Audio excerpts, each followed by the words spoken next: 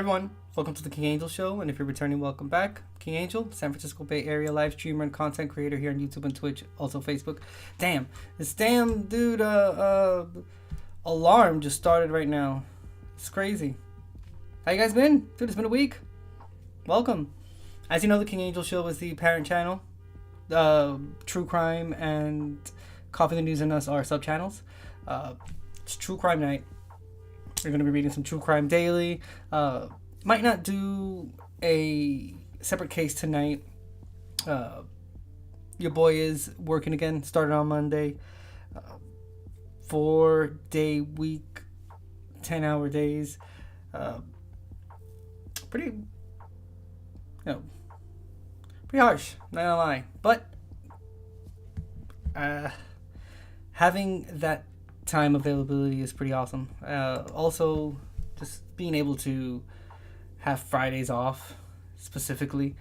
The day is long, but the notion of having Friday off is just that icing on the cake. So you know what, whatever. But obviously it's hindered my ability to be able to go live in the mornings, so I'm making some arrangements. Definitely keeping True Crime Daily, True Crime episodes. We're going to be reading from True Crime Daily tonight, Wednesdays at 8 p.m. I'm thinking of adding another day, which would be Monday. Coffee the News and Us, I'm moving it to Fridays or Saturdays. I'm not sure yet. I might do it Fridays, but we'll see. I'll let you know on Discord. I will not extend the intro much because I do want to get into the cases today. Plus, I'm a little bit tired as well, so nothing that would deter me from being here and enjoying this true crime time with you guys. I absolutely love being in front of a camera. I wish I could do this shit every day, but unfortunately, I tried it and it wasn't paying the bills at all. So, your boy had to go get a job, which is great, and I'm extremely grateful. It's a stepping stone for something bigger and better. That's the whole point.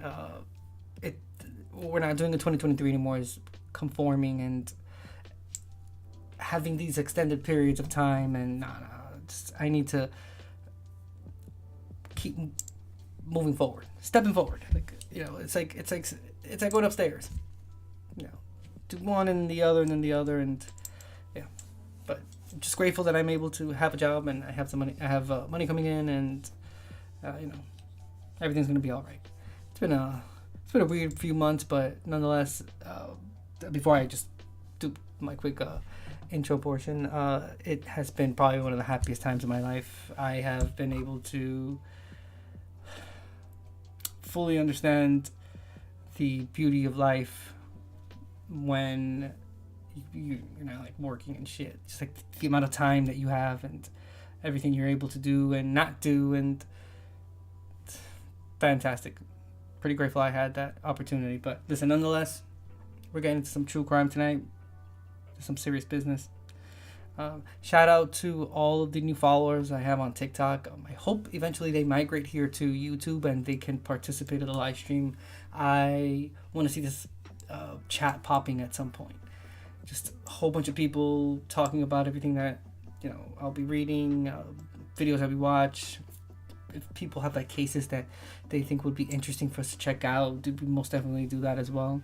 I'll create like a poll and whatnot, but I would need more people in, obviously, to be able to get that ball rolling. But nonetheless, it's gonna happen. I know it is.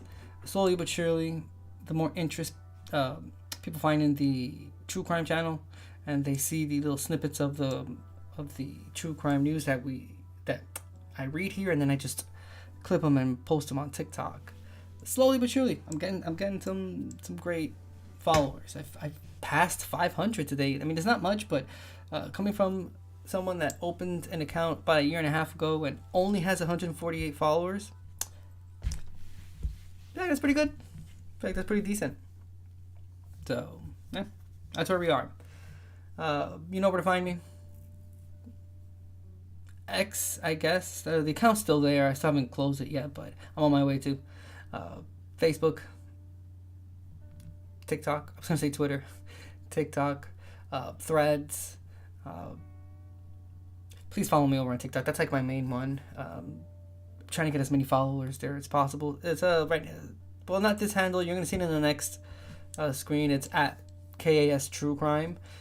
Same for YouTube as well. If you're watching me here, I appreciate it. Subscribe to my channel, like my videos, comment on them. Let me know what you think. Join the Discord, the King Angel Show. I have some sections for each one of the segments that I'm doing now.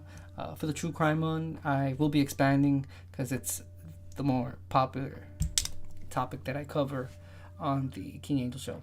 So we can continue the conversation there.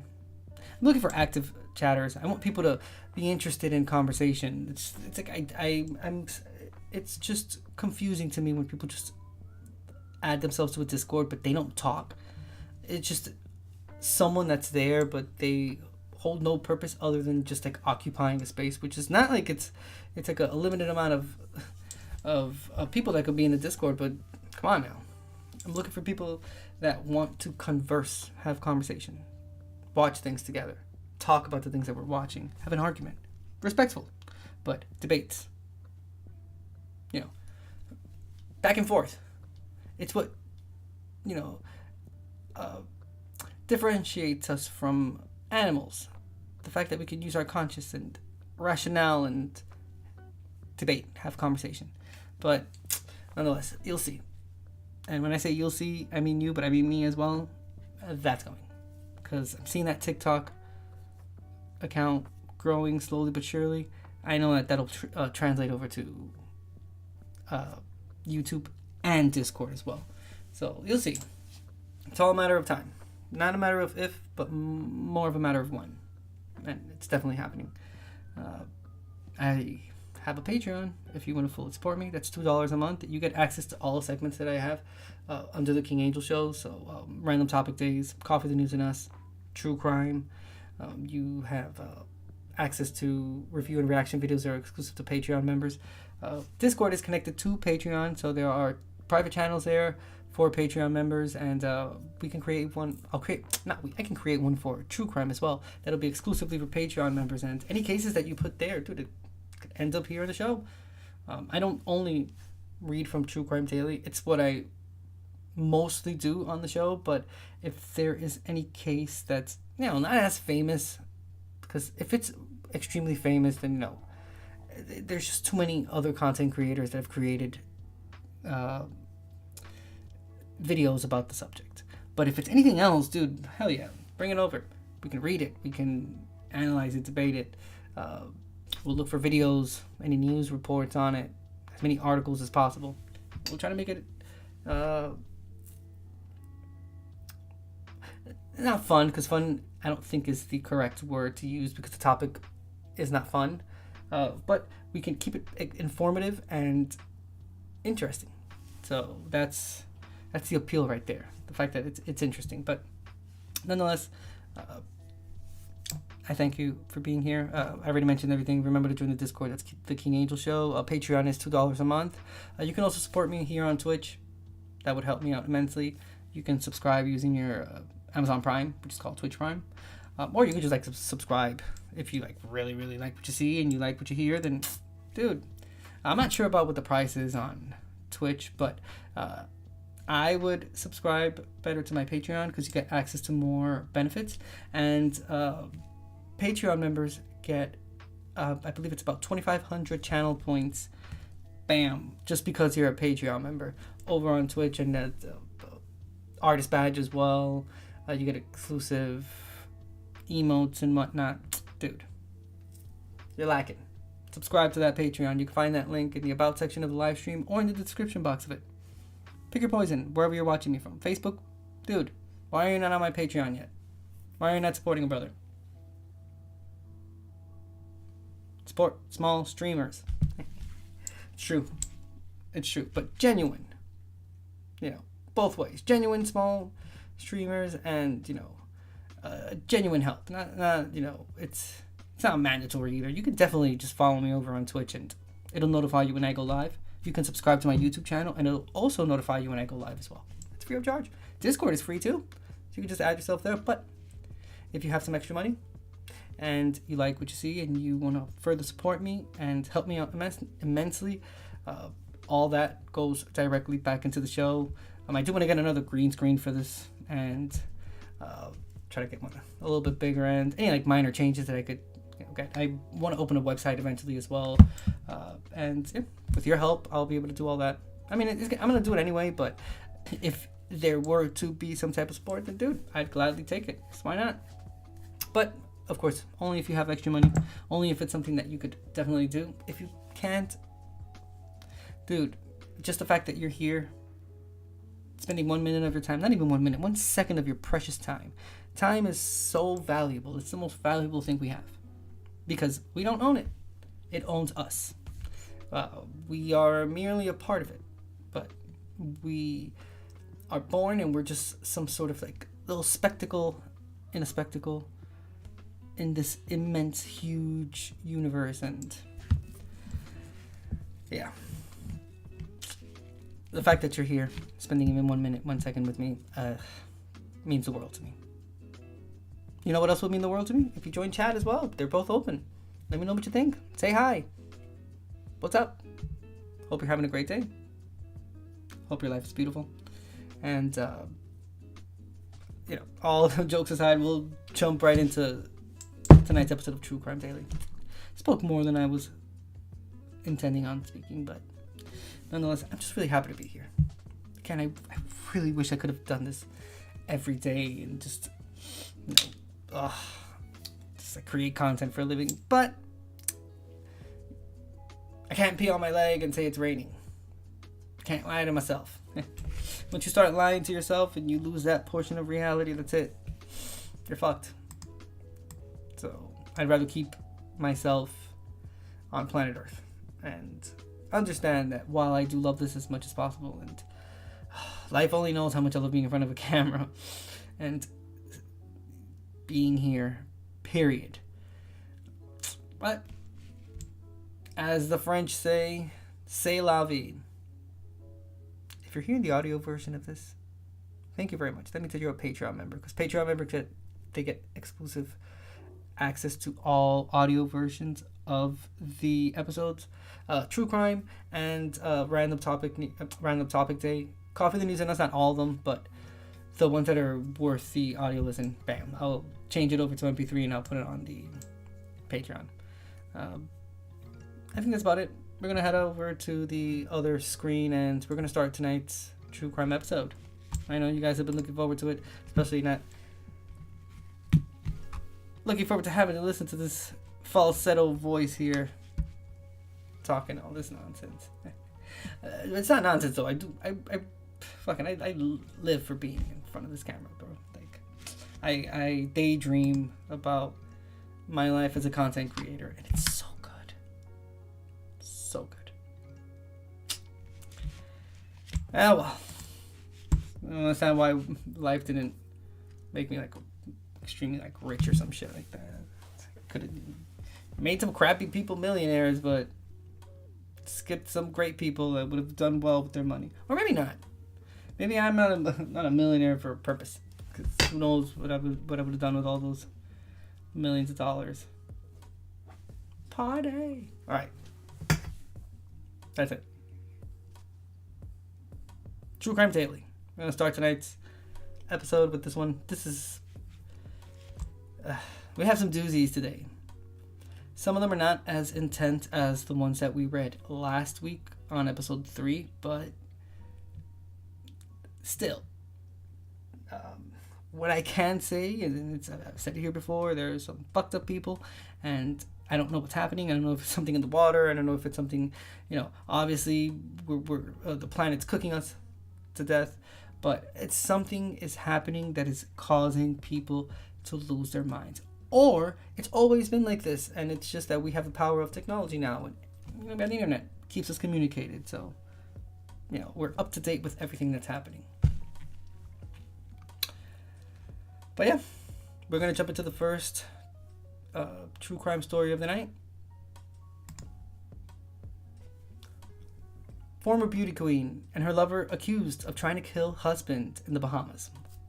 We're reading from truecrimedaily.com, published August the 2nd, 2023. And this is in Sorry. Nassau, Bahamas. A former beauty queen was arrested. Oh, wait, you know what? I'm going to start over again. Sorry, because I actually left the music on. I only wanted the music for the intro, but I didn't want it for the actual true crime episode. So you know what? I'm going to start all over again. True Crime Daily. Title says, a former beauty queen and her lover accused of trying to kill husband in the Bahamas. Published August 2nd, 2023. This is in Nassau, Bahamas. It says, a former beauty queen was arrested and later released on bail for allegedly plotting with 2 others, including her lover, to kill her husband. According to Bahamas Court News, 36-year-old Lindsay Shiver, 28-year-old Terrence Bethel, and 29-year-old Farron Newbold were taken into custody late last month after police investigating a crime at a bar in Guana Cay discovered WhatsApp messages that allegedly outlined their plan to kill Robert Shiver, Lindsay Shiver's husband. Bethel is reportedly the man with whom she was allegedly having an affair. According to the police report, cited by the Thomasville Times-Enterprise, Lindsay Shiver, Bethel, and Newbold on July 16, 2023, at Abaco, while being together, did, with a common purpose, agree to commit an offense, namely, the murder of Robert Shiver. Lindsay and Robert Shiver own a home in the Bahamas, which is how she reportedly struck up a relationship with Bethel. Upon learning of their affair, Robert Shiver filed for divorce. CNN reports he cited his wife's adulterous conduct as grounds for separation. Lindsay Shiver, on the other hand, wrote in her divorce filing that she incurred debt beyond her means to pay and requested her husband pay. Lindsay Shiver was given $100,000 cash bail, while bail for the other 2 suspects was set at $20,000. Bahamas Court News reports Robert Shiver bailed all 3 out of jail Tuesday, August 1st. Lindsay Shiver is reportedly now required to wear an ankle monitor and was ordered to stay in the Bahamas until her court date on October 5th. Bethel and Newbold must also wear trackers and report to Marsh Harbor Police on Monday, Wednesday, and Fridays before 6 p.m. In 2005, Lindsay won Miss Houston County and came in second place at the National Peanut Festival pageant, according to WDHN-TV. Robert Shiver played football at Auburn University in Alabama and was on the Atlanta Falcons roster for a short period of time.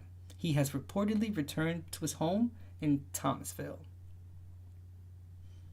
I guess what a nice guy. Wow, why would he bail all 3 of them out? It's like, I don't understand. What? That's sus right there. Why would you do something like that? Like, but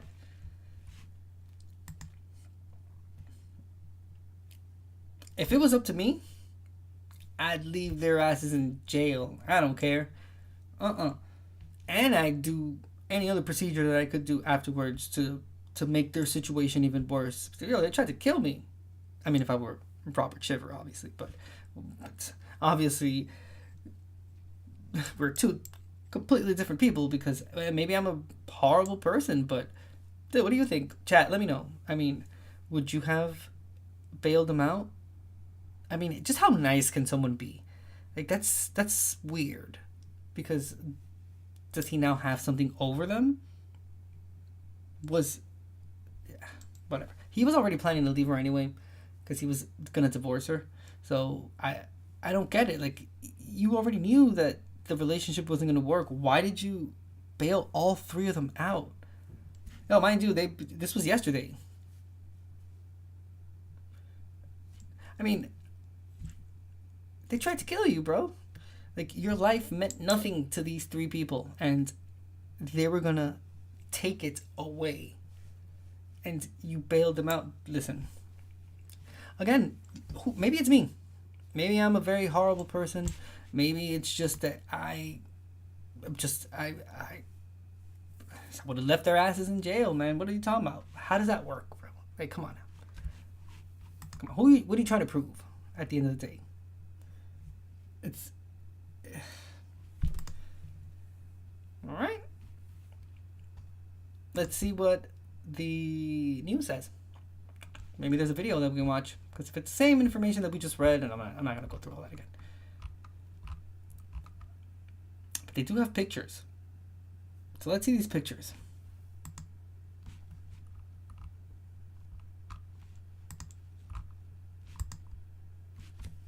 Okay. We're going a little zoomed in. Oh, this might actually be one. Why didn't it come on top though? Oh, here it is. It's one of these websites that have it right in back of me. Dang. We'll see the pictures first, and then we'll check out the video. But this is Lindsay, and I'm guessing this is her husband in one of the pictures. You can't see it really well, but she looks a lot like Jessica Simpson. I just wanted to point that out. But see, picture of her right here. This is hubby. Bro, like, all right. I mean, what a kind-hearted person. Or, I mean, is he just, like, dumb? Is he being taken for granted? I don't know. It's hard for me to pinpoint because it doesn't look like... I mean, you can't really judge anything based off of looks because this is just a picture. Who the fuck knows what transpired before the picture was taken in any of these cases?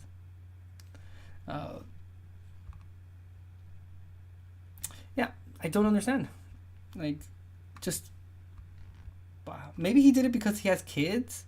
But what is he trying to show his kids, though? Like, if someone does wrong towards you and tries to take your life, you play nice and go bail him out from jail?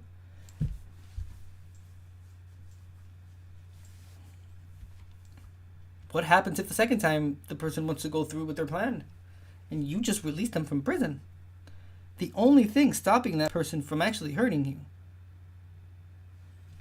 Alright, whatever. I don't think there's going to be a way for us to watch this video. So let's see if maybe one of these other links has a video we can watch. Hopefully it's CNN.com. Let's see what they say. Title says an American woman is charged with conspiring to kill her husband in the Bahamas.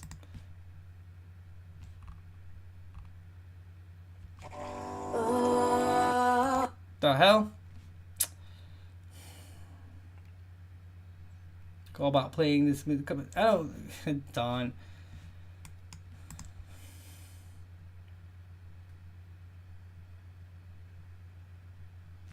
I can't do anything, so I apologize. I'm just waiting for the ad to finish. You can obviously tell I'm not subscribed to CNN.com. I'm not gonna give them my money, but 6-year-old Lindsay Shiver of Thomasville allegedly hired a hitman to kill her estranged husband, Robert Shiver. Although this was a failed attempt, Lindsay is now behind bars as she waits for trial. That's according to Bahama Court News. There are still many photos of the Shivers in the Bahamas on Lindsay's social media pages. Many people that I spoke with today tell me that they are shocked that something like this happened in their community. Now they say they're paying close attention to their surroundings.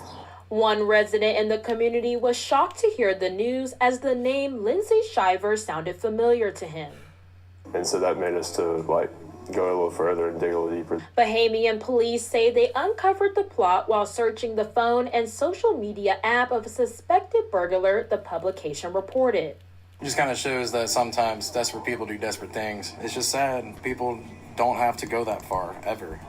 No one deserves any of that. We will continue to follow the story as we get more details. Fallon Howard, WALB News 10, your hometown news source.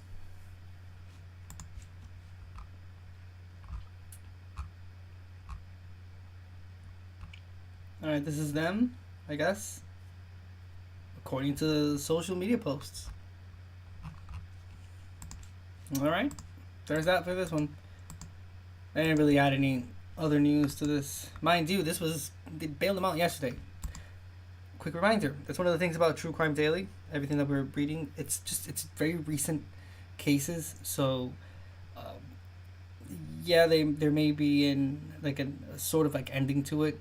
In this case, she is incarcerated, but normally, a lot of the other ones that we read, they don't have an answer other than the information of what happened, but some of them only have like bare bone information. You know, they either found the victim or victims, and they're still investigating and trying to uncover as much evidence as possible and whatnot. So they'll report on what happened, you know, what occurred, but not what led to that, unless there has been sufficient time in between that there could have been an investigation going on. And to be honest, with a lot of the cases that we've seen here as well, it's not necessary for all of them, because there have been plenty of these cases that police just don't investigate anything. They leave all the evidence behind. So that's just assuming that, you know, the crime scene was sealed off. There was evidence collected from there. The evidence was sent to the correct location. It had the lab work done to it. Answers came back from it, and a story can start being created as to, you know, what led to the facts at hand, basically. Yeah, who did it? Why did they do it? When did they do it? You know, whole bunch of questions. How they did it? Very important question. So yeah, again, some will have them, some won't. We'll continue on reading. Let's move on to the next one, and we are going to Pennsylvania. Adoptive parents accused of killing 5-year-old boy whose brain was obliterated. Sorry, one more time. True Crime Daily. Adoptive parents accused of killing 5-year-old boy whose brain was obliterated. Still from True Crime Daily. Published August 1st, 2023. This is in Delmont, Pennsylvania. It says, an adoptive mother and her husband, a corrections officer, face charges in connection with the death of a 5-year-old boy who suffered blunt force trauma and died in February. Westmoreland County District Attorney Nicole Cigarelli announced July 28th that her office charged Lauren Malaberti with criminal homicide, first-degree murder, endangering the welfare of children, 2 counts of aggravated assault of a child, and criminal conspiracy. Lauren Malaberti's husband, Jacob Malaberti, faces charges of criminal homicide, endangering the welfare of children, 2 counts of aggravated assault, and criminal conspiracy. According to the district attorney's office, the victim, Landon Malaberti, was unconscious and transported to Allegheny Health Network Hempfield on Monday, January 30th. He was later transferred to Children's Hospital for medical treatment, where he died from his injuries on Tuesday, February 7th. In a press conference shared by WTAE-TV, Cigarelli said Landon suffered blunt force trauma to his head, neck, torso, and extremities, as well as bruising in different stages of healing. He also reportedly had prolonged and intensive medical interventions prior to his death. According to Cigarelli, a physician determined that Landon went through multiple episodes of physical abuse in combination with at least 2 types of emotional maltreatment. The boy's injuries reportedly caused substantial pain at the time they were inflicted, with impairment of function, including inability to stand, inability to eat or drink, and loss of consciousness. The Allegheny County Medical Center and its examiner ruled Landon's death a homicide. According to the criminal complaint obtained by WPXI-TV, the suspects waited a day before bringing Landon to the hospital and did not seem overly stressed. Lauren Malaberti reportedly told medical staff her adopted son was wobbly from COVID a month prior. A doctor at Children's Hospital reportedly said Landon suffered 3 brain bleeds and his brain was obliterated.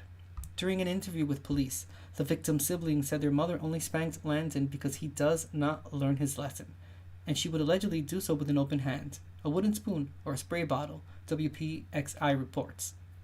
Lauren Malaberti allegedly told her co-workers she hated her adopted son, and he was hard to love.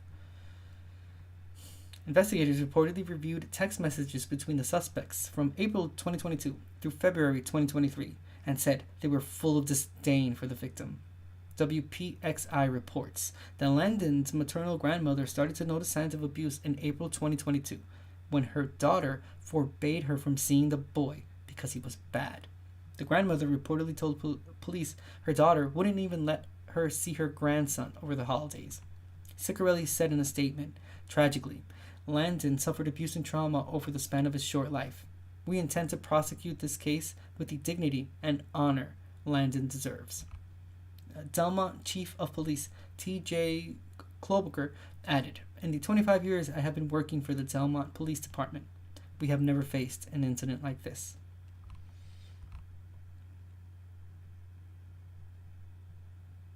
Fucker. Wow.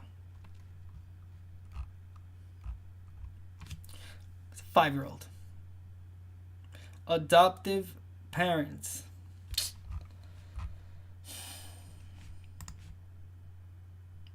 Crazy. Small little video on the top left hand corner. I'm gonna unmute it. Details. This is the GoFundMe page that the adoptive parents of Landon Maliberti used to raise $5,200 after his death. But investigators now say Lauren and Jacob Maliberti are accused of severely beating and killing their 5-year-old son. Channel 11 Westmoreland Bureau Chief Andrew Havranek has the details, and some of them are hard to hear. This house behind me here in Delmont is where police arrested Jacob and Lauren Maliberti for the... Sorry, I don't normally pause the video. Wow. Open the GoFundMe. Raised $5,200 off of the... It's just basically pity of people that saw their situation and wanted to help. Because it pulled on people's heartstrings and whatnot, and they're trying to help a family, and I think that's going through something. And little do they know that they were the actual I can't even think straight with this. They're the ones that are guilty of it. They were the ones that committed the crime. I'm sorry, I couldn't quite think of the word there, but wow. They must have thought that they were balling with all that money. They didn't even have to bat an eye. They just committed a crime, ran with that, and they made money off. They profited off of the crime that they committed.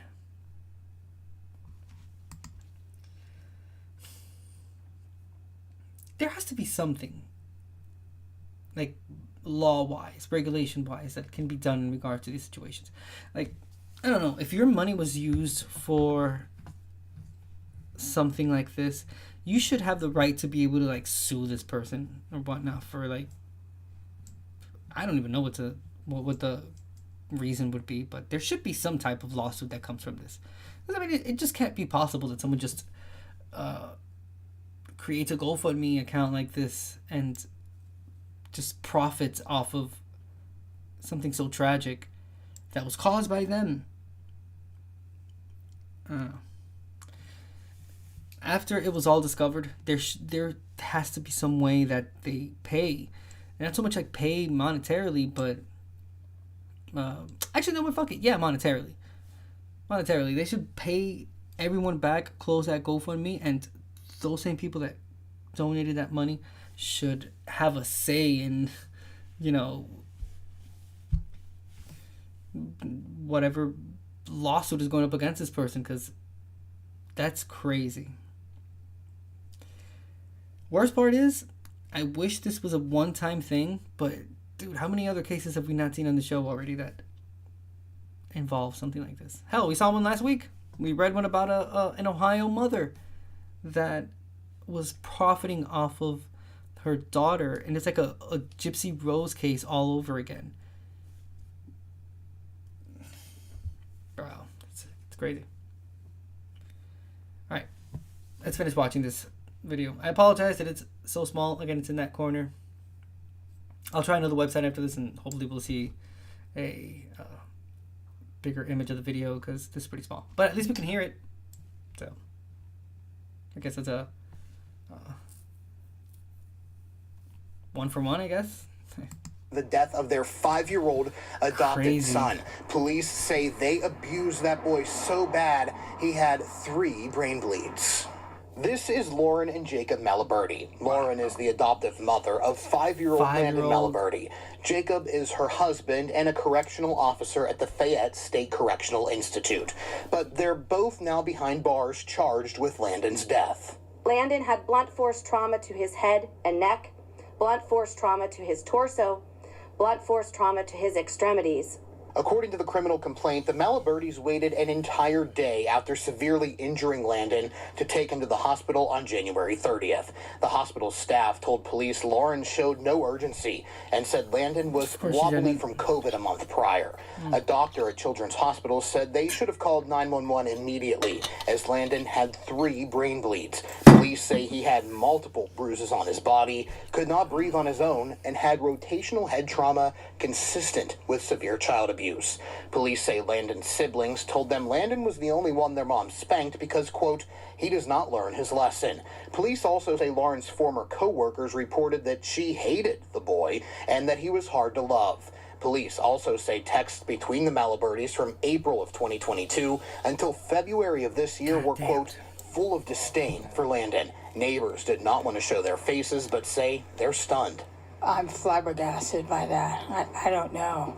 That's really horrible. After Landon's death, the family raised more than $5,000 on GoFundMe for his funeral. Investigators say they'll be looking into that. There's no question, when you see a child so young go through so much, I think whether you're a parent or not, you can really sympathize with what he must have experienced. The Malabertis are due in court on August 8th. Reporting tonight in Delmont, Andrew Havranek, Channel 11 News. Wow. Do you understand how hard you have to hit someone for them to have 3 brain bleeds? That is crazy. Let's see, they have a press conference. How long is this? Oh, it's a 9-minute press conference. But it's the same one that we just saw right now.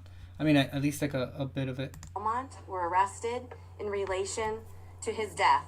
Landon died on February 7th, 2023, and we have been actively investigating this case ever since, every day.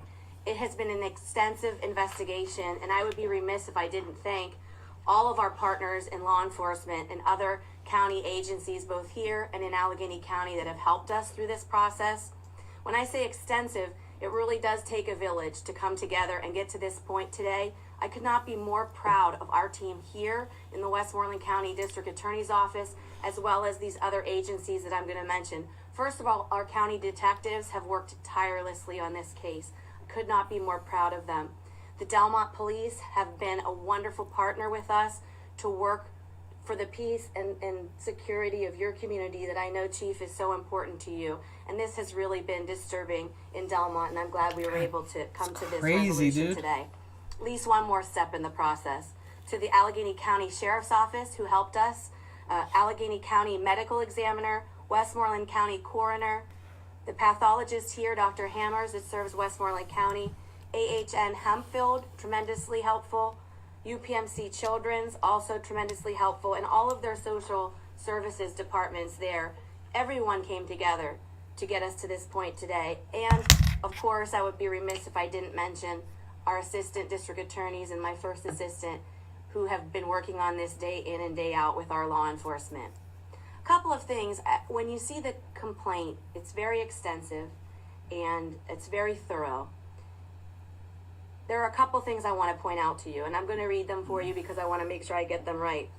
One UPMC physician you'll see in the complaint noted Landon. He had multiple episodes of physical abuse in combination with at least 2 types of emotional maltreatment. His injuries caused substantial pain at the time they were inflicted, with impairment of function including inability to stand, inability to eat or drink, and loss of consciousness. From our pathologist here in Westmoreland County, Dr. Hammers, quote, Landon had blunt force trauma to his head and neck, blunt force trauma to his torso, blunt force trauma to his extremities. Landon also had prolonged and intensive medical interventions prior to his death and multiple bruises in different stages of healing. Finally, the Allegheny County medical examiner ruled Landon's death a homicide. Tragically, Landon, in the course of his short 5-year life, suffered trauma and abuse. We are here today pursuing justice for him to give him the dignity and honor that he deserves. And we are going to continue to do that. This is one more step in the process as we pursue the prosecution. And I thank everyone who's been involved. Chief, I don't know if you wanted to say anything to your community or anyone else, but you're more than welcome. At this time, I'd just like to thank Nicole for all the hard work that her office has put into. And, I'd like to thank the patience of our community and the family of Landon. I know this has been, 5 months, a long investigation. And I'd just like to thank everybody for the help, because we couldn't be here today if it wasn't for the district attorney's office and their team. And I'd like to thank you very much. Thanks, Chief. I appreciate that. Well, as if she talked a little bit more about the parents. To the community of Delmont, we're one step further in the process. There is no threat to the community. We would have told you if there was, and we are. Okay. We're at. Okay. Sorry. All right, I'll just stop it right there. I'm gonna stop it right there because, listen. There's no. There's okay. Listen. Whenever there's a group of people, or wherever there's a group of people, there's always a chance of a threat. Like, don't say that to people. Just say that the this current situation is being worked on. They're investigating. We have a lot of concrete answers, but this is a very specific case. This website, well, not this one, this is Facebook, but True Crime Daily proves to us that a threat can be anywhere. It could be the person that you least expect. It could be your neighbor, dude. It could be your cousin. It could be your uncle. The fuck do you know? You don't know it like that. I mean, you don't know people like that. You don't know their past. So it's interesting she said that, because there was actually someone that commented on one of the TikTok videos where one of the things I read was that the chief of police was saying, that there's no longer a threat in our community. If there were to be no threat in the community, there would have not been a threat, period, because I don't understand why situations like that can't happen. Come on now. How many cases are we going to watch where people say the same thing? Oh, I'm so surprised that this is happening in our little town. This doesn't happen in these type of places. Yeah, but it happened. It happens, which means that it's always been prone to happen. It's just that, luckily, it had not, nothing had happened up until that point. But it ended up,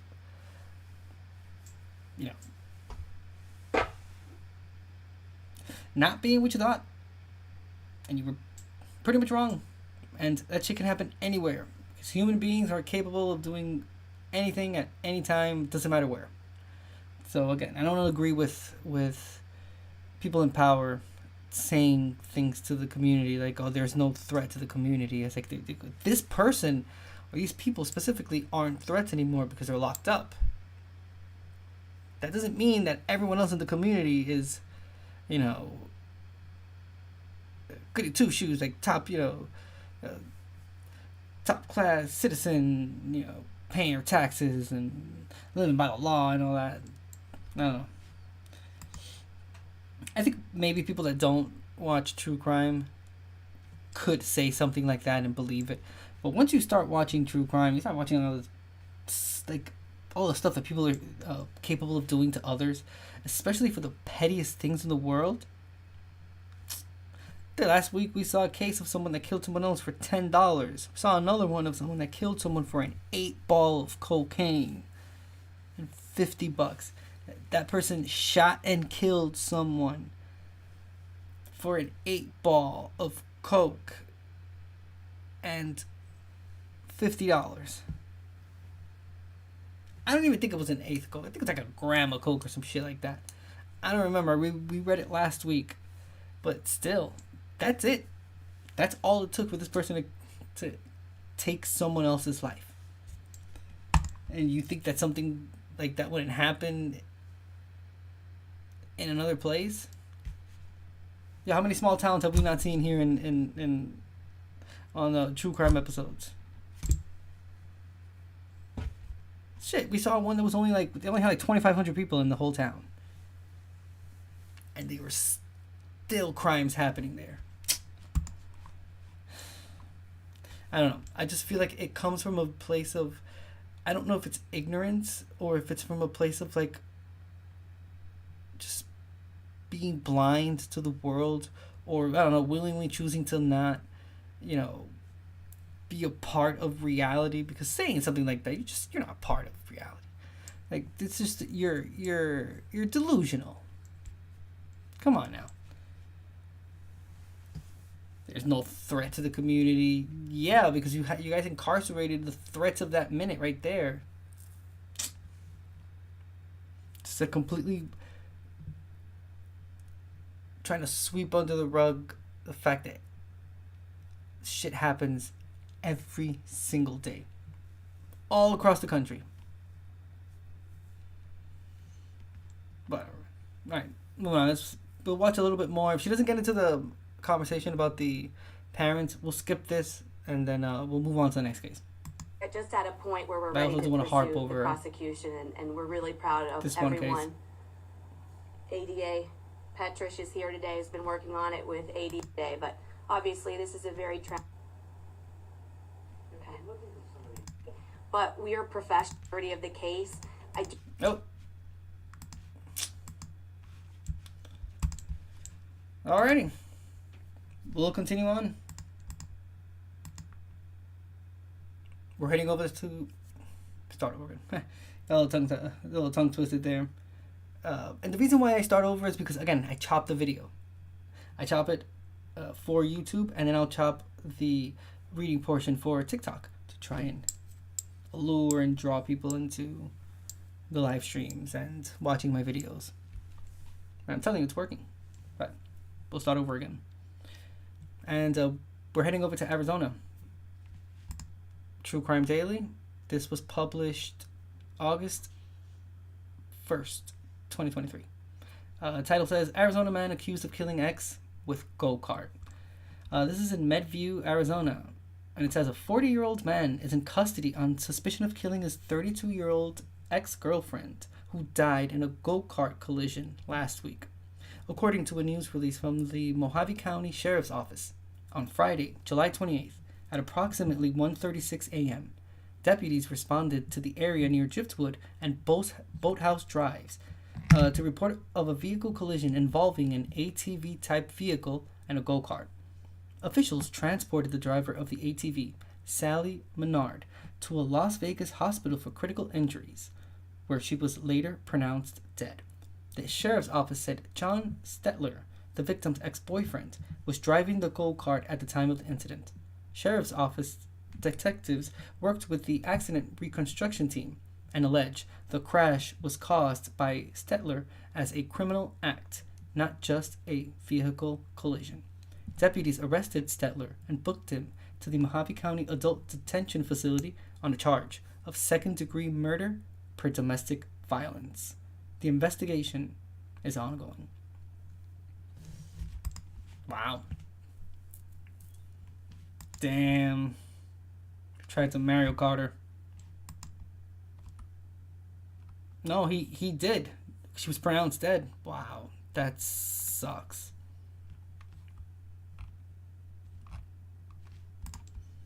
But you know how hard you have to hit someone with a go-kart to kill them? Damn. That is crazy. Let's see. I actually want to see if we can find maybe like a news report on this or something.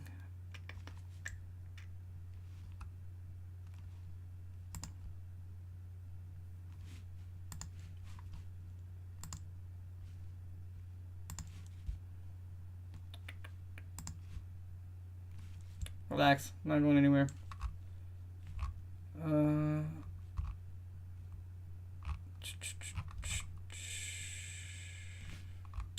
Okay, so it's the same news.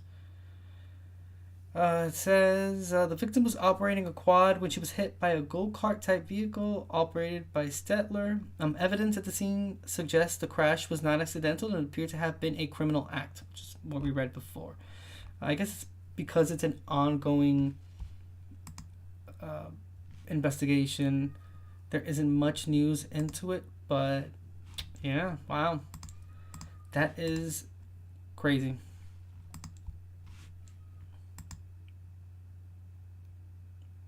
Moving on to the next case, going to Texas.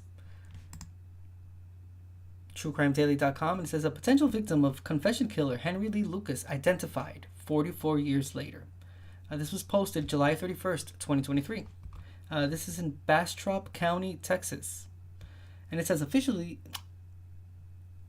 officials recently identified a homicide victim whose body was found on the side of a highway in 1979. In a July 27th press conference shared by KEYE TV, Bastrop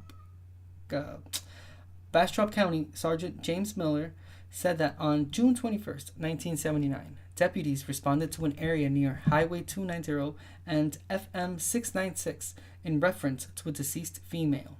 Sheriff's Office investigators found a woman's body, but were unable to identify the victim or any leads at the time.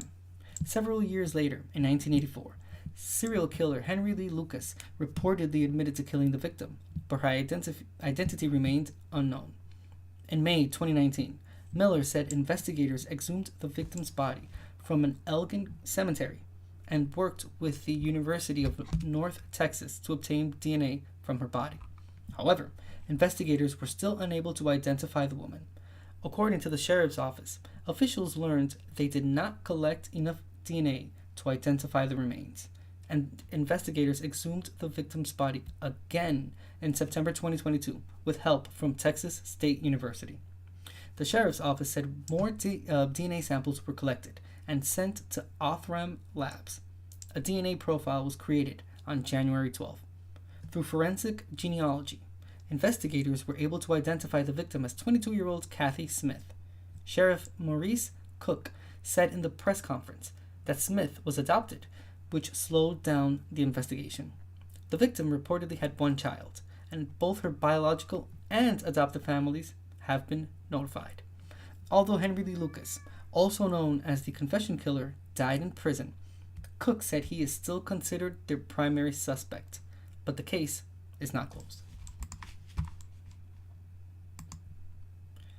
We've read about cases like this before, and all I can say is that's great news and brings closure to the family, which is much needed, especially after such a long time. The fact that it was such a prolific serial killer that could have been the perpetrator just brings it even more like notoriety, and I'm glad they have a name, and I'm glad that the family is able to again have some sort of closure.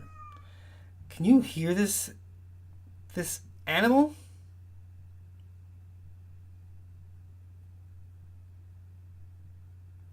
All right. Guess he left. He didn't leave. He's right there.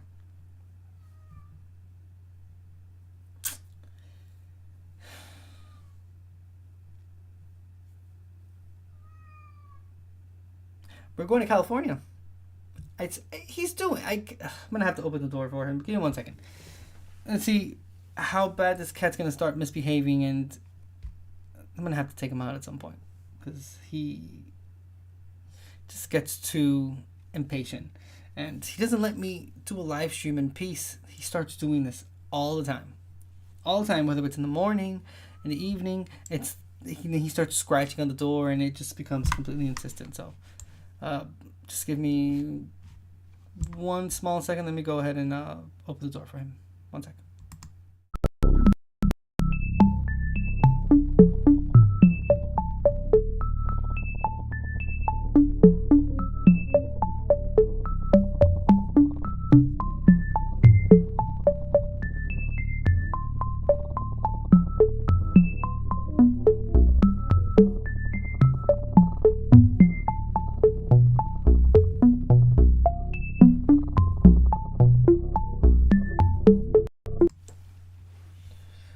Alright, sorry about that. Hopefully he'll be able to just stay in here and not start making like excess sound. So, like I said, we're going to California. TrueCrimeDaily.com, and this says man gets life for torturing girlfriend's toddler and causing a dozen adult bite marks. Posted July 31st, 2023, and this is in Forest Hill, California. It says a 30-year-old man will spend the rest of his life behind bars for torturing and sexually assaulting his girlfriend's toddler son, according to the Placer County District Attorney's Office. Judge Michael Jones sentenced Jeremy Wilson on July 27 to life in prison without the possibility of parole for the torture and aggravated sexual assault of a 2-year-old child. In February 2020, the Placer County Sheriff's Office responded to a home in reference to a child who had been tortured, beaten, drugged, and sodomized with an unknown object. The child's mother reportedly found her son after the attack and brought him to the emergency room, where medical staff observed over a dozen fresh adult bite marks all over his body, as well as extreme bruising and face and mouth swelling. The district attorney's office said the toddler also sustained lacerations and an abrasion to his genitals. During their investigation, the sheriff's office identified Wilson, the mother's live-in boyfriend, as the primary suspect. 2 victim statements were reportedly read during Wilson's sentencing, describing him as a monster who preys on young children. According to the statements, Wilson shows a lack of remorse for what he did. During the sentencing, the district attorney's office said the judge called the crimes indescribable, disgusting, violent, callous, and cruel, and one of the worst things that he had ever seen. According to the district attorney's office, the judge found that due to the gravity of the crime and the brutality of the attack on the young child, the maximum sentence is appropriate for the defendant.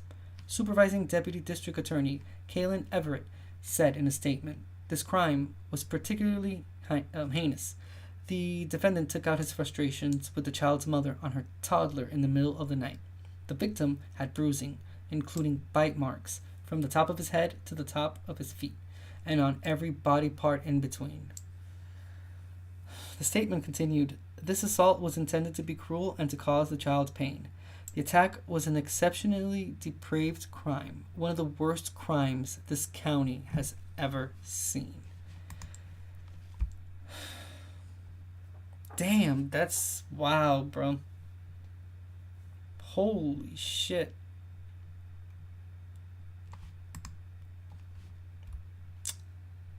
I'm having so many intrusive thoughts right now of just things that I hope happens to this person. But I'm not gonna. Oh wow, that is so crazy, dude. Like, it's not even his kid. Not even his kid. Unbelievable. I mean, believable because we're reading the case. But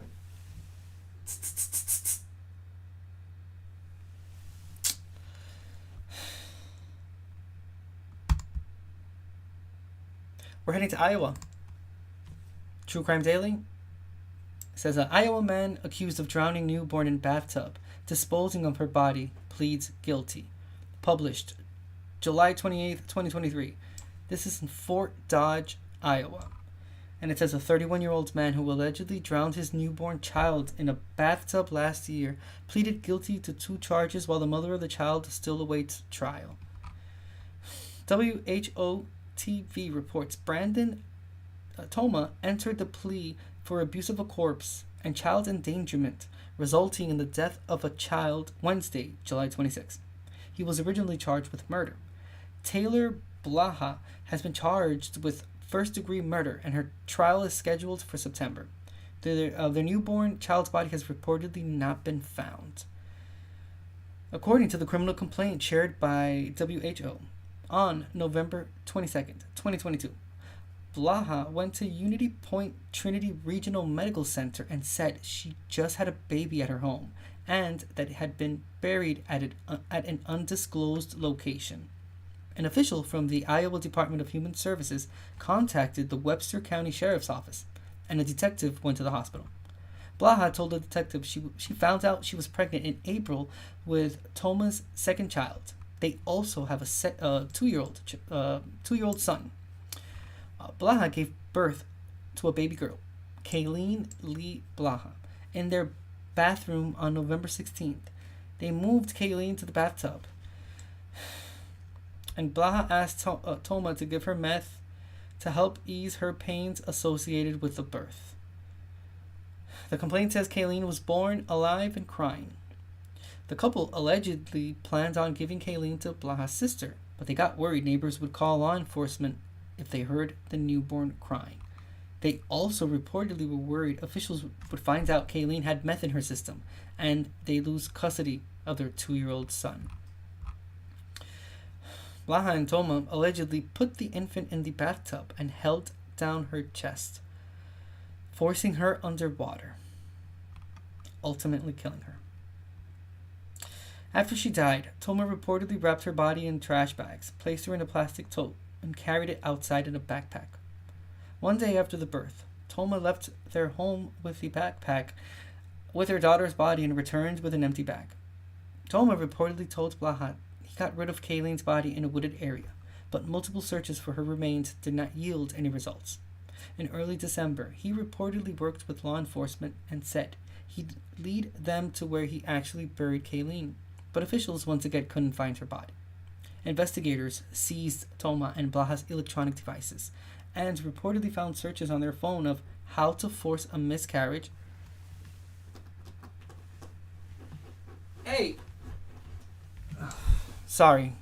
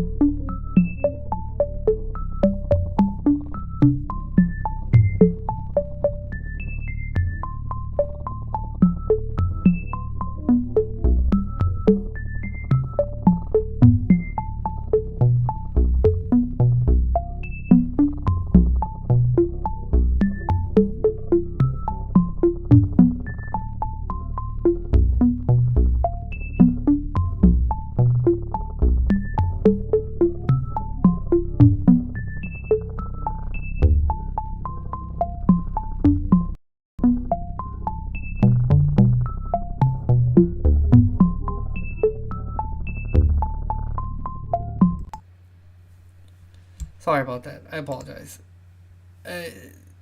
My cat has a history of peeing in places, and he starts scratching. I give him the benefit of the doubt, and I let him come inside and stuff, so he could just like hang out with me here. And I have the whole couch that we have inside of the room covered on the bottom, and he just finds a way to get in. And yeah, I can't run the risk of having anything like peed on and whatnot. So I'm so sorry. I took him out, so it shouldn't happen again, and I'm not gonna open the door again. But it's a consistent thing, and it's getting tired. I love him to death, but it's getting tiring. It's like it gets tiring after a while having to. Like, I can't do a proper live stream because I have to consistently put you guys on Be Right Back to go open the door and just have to be with the cat all the time because he starts doing some weird stuff. And I'm sorry. I apologize. I'm going to start over again because the whole gist of it is being able to understand what's going on. But if I cut this short to whatever, just I'm a little frustrated right now and annoyed. So I apologize for that. But I'm gonna breathe in, breathe out. You're gonna take. Hold on. Drink some water.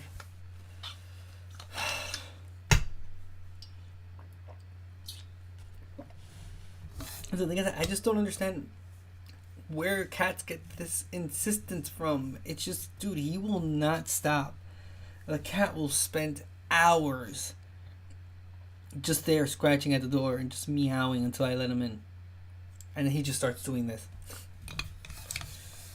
I don't trust him. Don't trust him underneath the bed. I don't trust him anywhere that has soft stuff that he could potentially use it to pee on. Because, dude, he's done it before.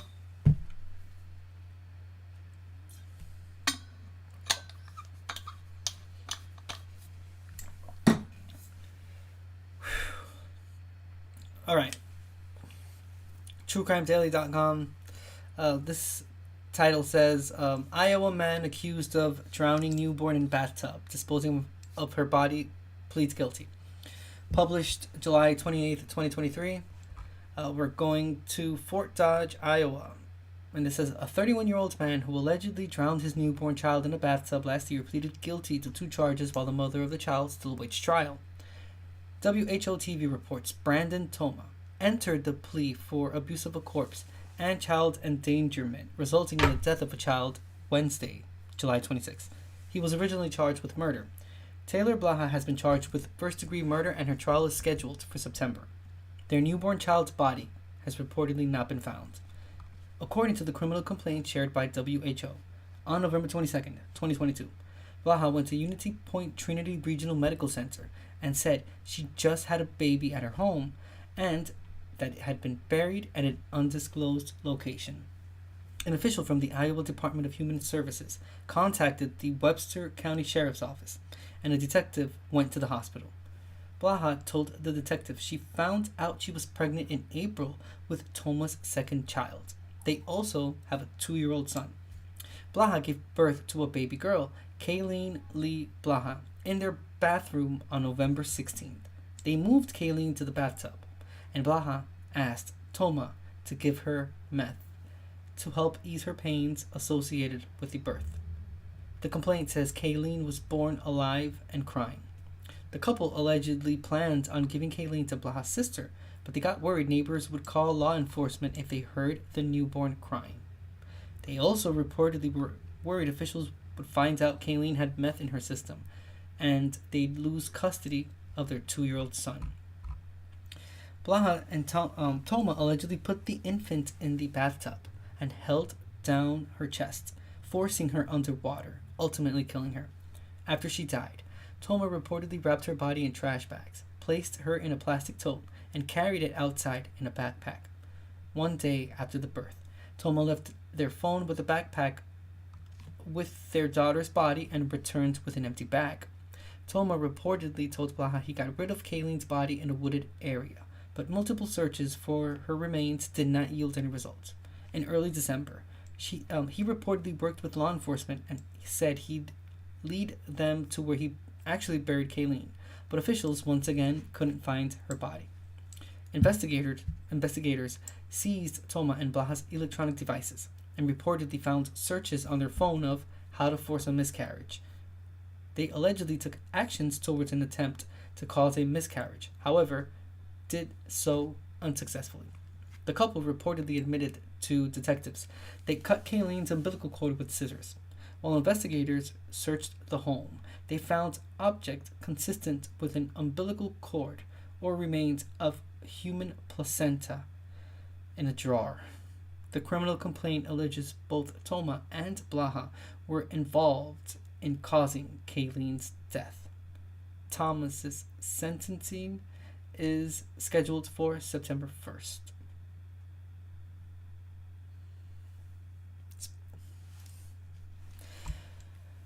Woo! These people are fucked up in the head. Wow. That is crazy.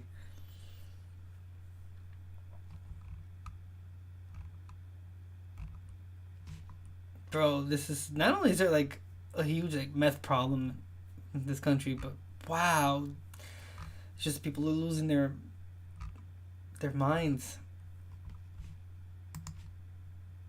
That's insane. Now, PDF. Oh, it's a PDF from True Crime Daily, but I don't know. Let's see what WHO says. Okay, do we have a video? No video when it's the same article. I guess there's a video up here, but this is WHO13.com. This is from Des Moines, Iowa. Crime happened in Fort Dodge, but the webpage is in Des Moines.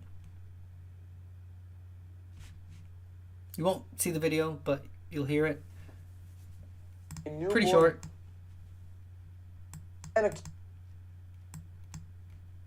Baby and hiding the body in Fort Dodge accepted a plea deal. Brandon Toma was in court yesterday. During the hearing, he pleaded guilty to child endangerment resulting in death and abuse of a corpse. He will be sentenced on September 1st. Toma was originally charged with first-degree murder and abuse of a corpse after authorities claimed that Toma and his co-defendant Taylor Blaha were accused of drowning their newborn daughter in a bathtub last November and then disposing the body in a landfill. Blaha is set to go on trial for her first-degree murder charge on September 12th. Yikes.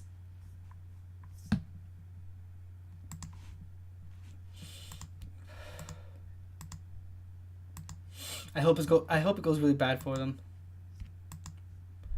Like extremely bad, because wow, that sucks. Alright. Let's go to Nevada. Listen to this case. TrueCrimeDaily.com. Title says, man accused of breaking into Nevada resort condos, rubbing women's feet while they were sleeping. Published today, August 2nd, 2023. This is in State Line, Nevada. And it says officials arrested 26-year-old man from California this week for allegedly breaking into condominiums in Nevada and fondling women's feet while they were sleeping. Between July 1st and July 3rd in the early morning hours, the Douglas County Sheriff's Office said a man allegedly entered 2 resort condominiums through unlocked screen doors, positioned himself at the foot of the bed, and rubbed 2 women's feet. Both victims reportedly woke up to the stranger at their bed, confronted the man, and he fled the scene. The sheriff's office said investigators used forensic techniques to identify Mark Gonzalez as the suspect. Douglas County Sheriff's Office investigators and Merced County Sheriff's Office detectives arrested Gonzalez at his home on August 1st on 2 counts of burglary and 2 counts of battery. He will remain held in the Merced County Jail as a fugitive on $50,000 bail until he is extradited back to Douglas County, Nevada. Douglas County Sheriff's Office investigators discovered Gonzalez had allegedly committed a series of crimes in California, including the theft of women's shoes, trespassing, and sexual self-gratification during some of those incidents. The Sheriff's Office noted that Gonzalez's crimes were escalating in nature. In a statement, Douglas County Sheriff Dan Coverley said, "I am extremely pleased that my investigators were able to identify, locate, and arrest this individual. These types of crimes are especially alarming to a community, and being able to make an arrest allows the victims and community to feel safe again." Ladies, Second Amendment. Second Amendment. If you know, you know. Second Amendment. I'm surprised. I'm surprised he didn't get his head blown off. I'm just saying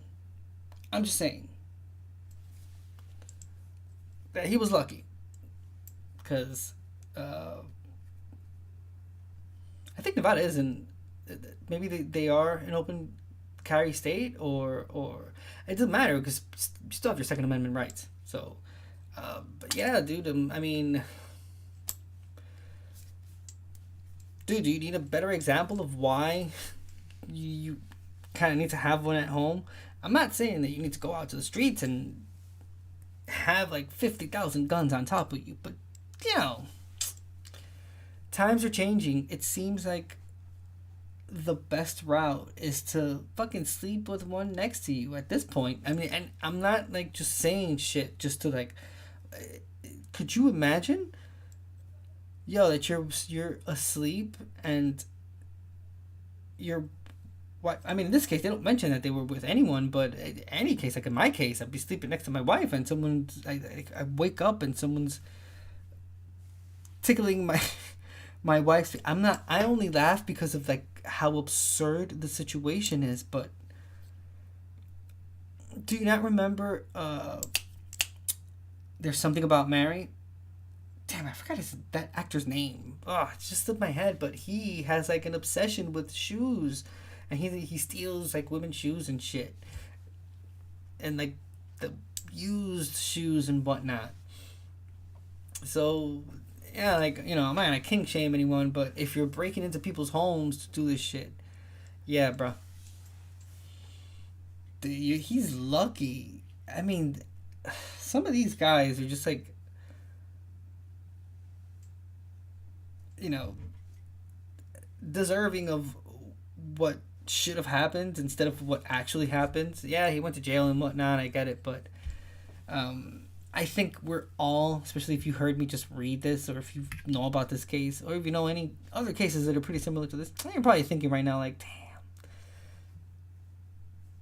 kind of wish the story would have had a different ending to it. And one of those ladies would have been like, bop. That's it. Yo, that's it. No more feet. No more feet for this motherfucker. Ever. That's it. The community would be 100% safer. See, this is an instance where the community, yeah, the threat neutralized, my dude.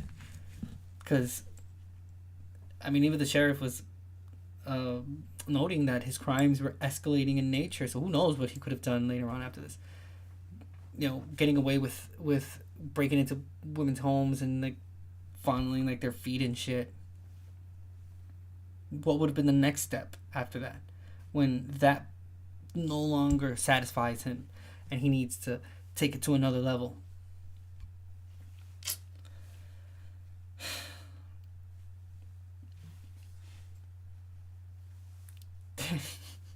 I'm serious, bro. Second Amendment, that shit. Second Amendment, have it right next to you, because you never know. I mean, dude, I watched this video on TikTok the other day. This random guy, he just walks into someone's home, just like opens the door, and he just like starts talking bullshit to the family. Yo, and what? First thing that dude took out of his like pocket, I don't know where the hell he took that gun out from, but it was there. And then let me tell you that person ran pretty quickly. The one that knocked on the door, he left. Had his whole family. That dude had his whole family there. You could clearly see on the security camera. His kids were sitting right next to them. They were watching TV. His wife was like in the kitchen and shit. And that dude just walked in through the door. Willy-nilly. Someone completely random. Who the fuck knows what that dude would have had in his hands or whatever that... Yeah, man. Listen, before we move on, see if we can find a video or something of this. Specifically, me, I come from a semi-dangerous country. I'm not gonna say it's like a war zone. You know, it's not like rampant in crimes, but there's a lot of crime in the Dominican Republic. A lot of people have guns. I was raised with one in my house. I never shot it. Never felt the need to do it, but I knew it was there. My father always had that gun there, and it's something that is pretty common back home. People just have like guns like that. They have the one, but they do. I'm not saying you're gonna go out and do anything with it intentionally and willingly, but bro, if you find yourself in the position that someone's trying to break into your home, into your personal space, and then harm your family, or in this case, they're gonna fondle your feet. You know how uncomfortable that feeling has to be, that you're deep in sleep and someone starts messing with your, like, with your toes. Could you imagine giving a little bit more time? He would have been like sucking on one of them and stuff. Bruh. I'm telling you, dude. This guy's lucky. This guy is. Yeah. This guy has a couple of, like, lucky coins in his life, and he didn't get his brains blasted.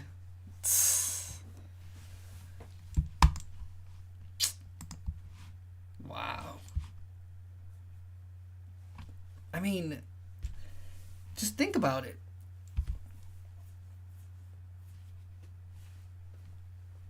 I mean, just think about how, like, traumatizing that could be to anyone for a woman, to anyone that shit could happen to. Like, sleep is like the most vulnerable position that you can put yourself as a human being, because you don't have control over anything that's happening because you're asleep, and then all of a sudden you're woken up in this manner, and it's, yeah, whatever. All right, we'll move on. But second, if you live in the States, take heed of that. Saying, keep that shit right next to your bed, because it's not looking good. Alright. Let's head over to Portland. A woman escapes after being kidnapped, sexually assaulted, chained, and locked in cinder block dungeon. Reading from truecrimedaily.com. Posted August 2nd, 2023. Portland, Oregon. Police arrested a Klamath Falls man after he allegedly kidnapped a prostitute from Seattle, then sexually assaulted and locked her in a cinder block cell in his garage. According to an FBI statement shared by the Klamath Falls Police Department on July 15th, detectives went to Sky Lakes Medical Center to speak with a victim of a rape who said she met up with Negasi Suberi at around midnight on July 14th.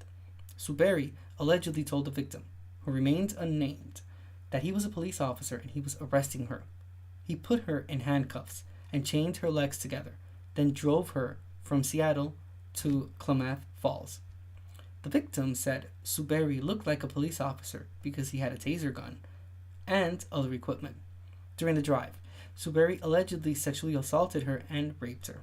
When they got to his residence, he purportedly put her in a room he constructed in his garage that included a security screen door and an exterior door, making it very difficult to get out of.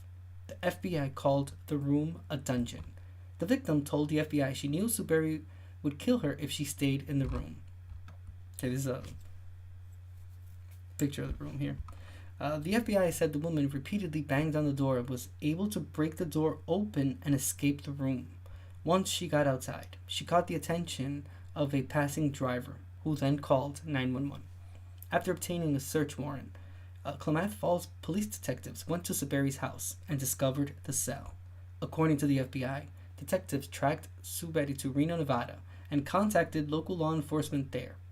Reno Police Department officers found Suberi's car in a Walmart parking lot, and Suberi and the officers engaged in a standoff. He was eventually taken into custody and transported to a nearby hospital. The FBI said it believes this woman was not Suberi's first victim. In a tweet, the FBI said Suberi has been linked to incidents in California, Nevada, Colorado, Oregon, Washington, and New York, among others. The FBI added Suberi has been linked to violent sexual assaults in at least 4 states. Other victims might note him as Sakima, Justin Hike, or Justin Kawasi. The FBI wrote, it is believed he may have used several different methods to gain control of his victims. Suberi allegedly would threaten the victims with retaliation if they notify the police. In a press conference shared by KGW-TV, prosecutors obtained a federal criminal complaint against Suberi for interstate kidnapping. he faces a maximum sentence of life in prison if convicted.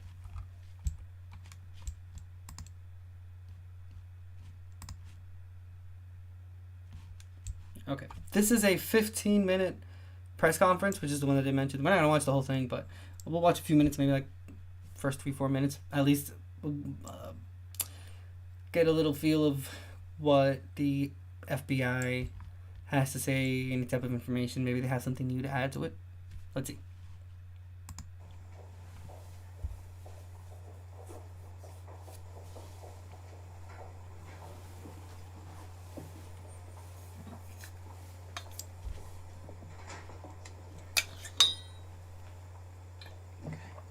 Good morning.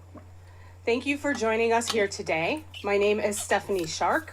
I'm an assistant special agent in charge in FBI Portland. I am joined today by Assistant United States Attorney Nathan Levarchik, Klamath Falls Police Captain Rob Reynolds, and John Casalino, Assistant Attorney General for the Oregon Department of Justice. Although law enforcement daily combats violence and tragedy, some cases alarm even the most seasoned investigators, particularly when shocking details are revealed and we see that there may be multiple unknown victims. The case we are here to announce today, uncovered in Klamath Falls, Oregon, is that kind of case.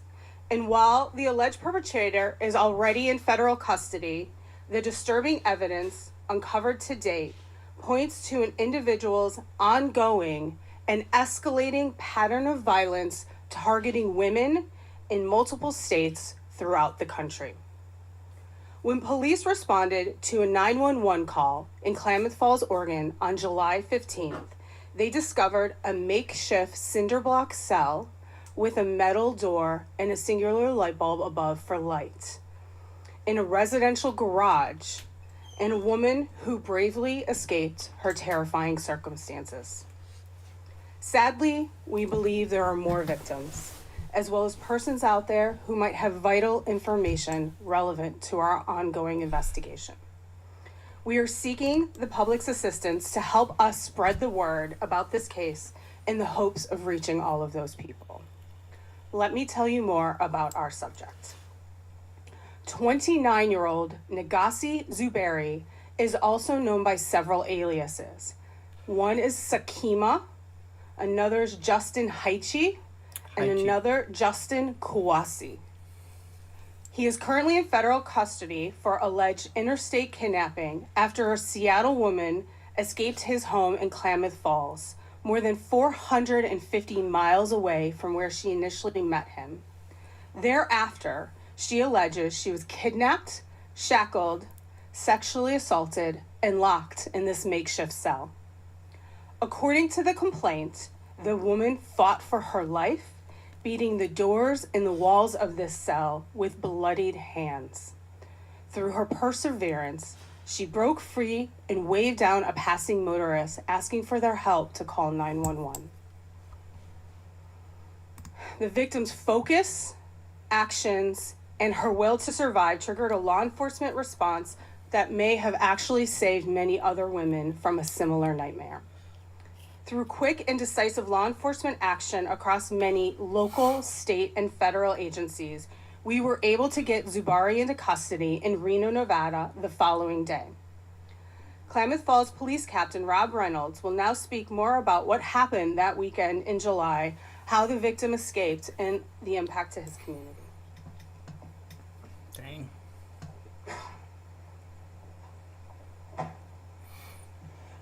Good morning. Again, my name is Captain Rob Reynolds. I'm with the Klamath Falls Police Department. On the day in question, our investigators had made contact with the victim, and what happened was we learned that she was from Seattle, Washington, and that she had been abducted up there. The suspect had transported her down to Klamath Falls, Oregon, which is probably about a 7-hour drive from Seattle, give or take. And during that time, she was also sexually assaulted. Also during that time, she was taken to a residence in Klamath Falls, Oregon, where there was a makeshift cell, if you will. And he had actually locked her in there for a couple hours at least until she realized that she needed to get out of that residence because her life was in danger. And she took the substantial steps to force her way out of that cell, and then she ran out into public, flagged down the first vehicle she could find, and then she was taken to safety. Then 911 was called, and then when we responded to help her. We learned that what happened during that time, sorry, planes. During that time, the officers learned that she had gone through quite a great ordeal. There's potential of additional victims out there. We're asking today for... Yeah, sorry for pausing, but to be honest with you, to have that built out, yeah, that was definitely used by... it was used by him for other women. I mean, there's no doubt about it. I think that with the fact that she was able to escape, and now this has opened up a whole investigation into, everything that could have happened before she escaped from there, having to do with her or any other victim that was locked in that cell, if you want to call it. It's basically what it is. Damn, I can only imagine, just picturing her in that moment, just everything that's going on through this person's head. The will to survive is a strong, dude, sometimes, and wow. Yeah, very, very courageous of her, and I'm happy that she was able to escape, because that means that this specific victim, the perpetrator won't be able to do this anymore. He's locked up. We have one of thousands and thousands of them, but at least one is incarcerated. But wow. We saw the Jesse McFadden case a few weeks ago. I have it up on my YouTube. Definitely check it out. It's, right here in the video section at KAS True Crime. One of the things that was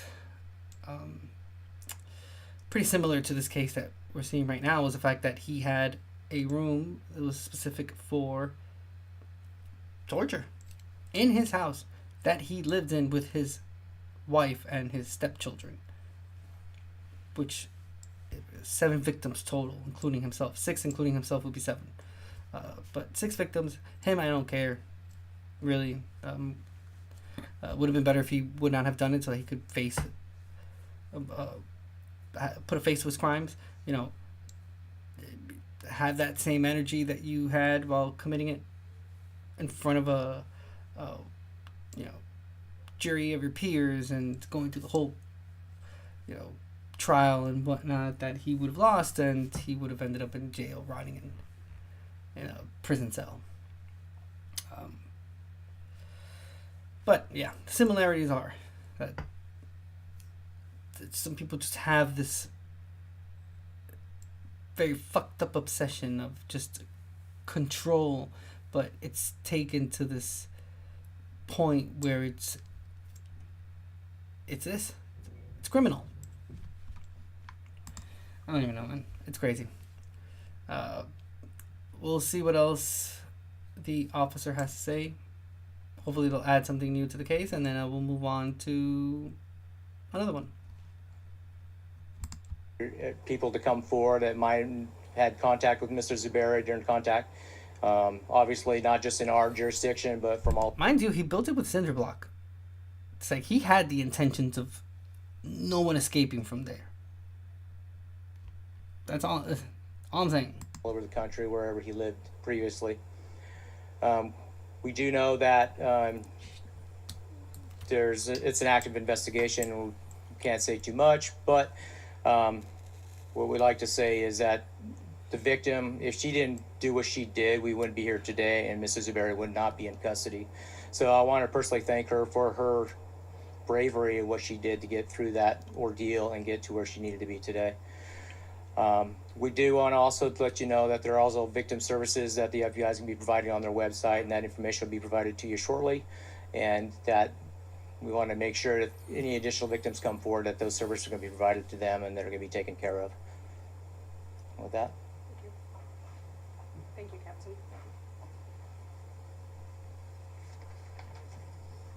Mind you, this was FBI this and our morning. partners, to include Oregon State Police, acted quickly and were able to safely track down Mr. Zuberi within hours of his efforts to evade law enforcement.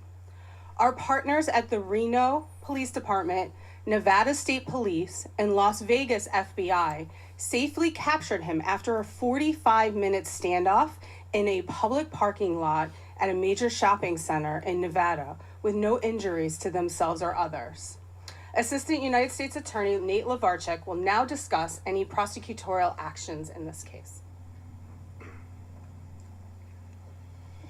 So basically, Good morning. being My name is charged Nate with. Lavarchek from the U.S. Attorney's Office. I'm an assistant U.S. attorney here in Oregon, and I'm the branch chief who supervises our Eugene and Medford offices. To add to what's already been said, on July 17th, we obtained a federal criminal complaint charging Mr. Zuberi with one count of interstate kidnapping. That charge carries with it a maximum sentence of up to life in federal prison. The court recently unsealed that criminal complaint, which lays out the probable cause supporting the charge. I do want to note that that is a charge, and just that. It's an accusation of a crime, and Mr. Zuberi is presumed innocent until he's proven guilty. After law enforcement arrested him in Nevada, he appeared in federal court there in front of a judge on July 26th, and that judge in Reno ordered him detained pending his transfer to Oregon. The U.S. Marshals Service is now in the process of bringing him back to Oregon to face the kidnapping charge, and we anticipate that he'll appear in federal court in Medford, Oregon, in the coming weeks. At that hearing, our office will seek his continued detention and argue that he is a flight risk and a danger to the community. This is an ongoing investigation. I'm not able to offer any more than that, but what I do want to offer is my compliments and the collaboration and the efforts of our federal, state, and local partners, including FBI, the Klamath Falls Police Department. Cool. Yeah, they did a great job. Wonderful. Alrighty. Well, we'll keep an eye out. Another one that I'll put on my list of ones that we need to watch out for, because there could be some things added to it. Hopefully they do a thorough investigation and end up finding, hopefully that's not the case, and this was like his only potential victim and she escaped. But yeah, I don't know, man. The chances of it being that situation, it's pretty slim to none. Just because of the sheer size of the dungeon. I'm not saying it's like huge, but we saw a picture of it, and it's not small either. So this was something that was thoroughly planned, and man, I just hope again that it's just this one victim and not something that's repeated. But something that repeated, like in a sense, that has happened before, and this is just like his. It was a potential victim number 3 or 4, some shit like that. Wow. All right, we're gonna head to Houston now, and it's truecrimedaily.com. Title says, Houston man accused of breaking into girlfriend's home, fatally stabbing her and her dog. Published today, August 2nd, 2023.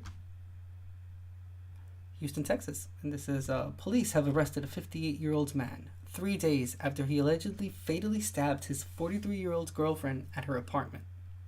According to a news release from the Houston Police Department on Saturday, July 29th, at approximately 7:10 p.m., officers responded to an apartment on Sakowitz Street in reference to a woman pleading for help.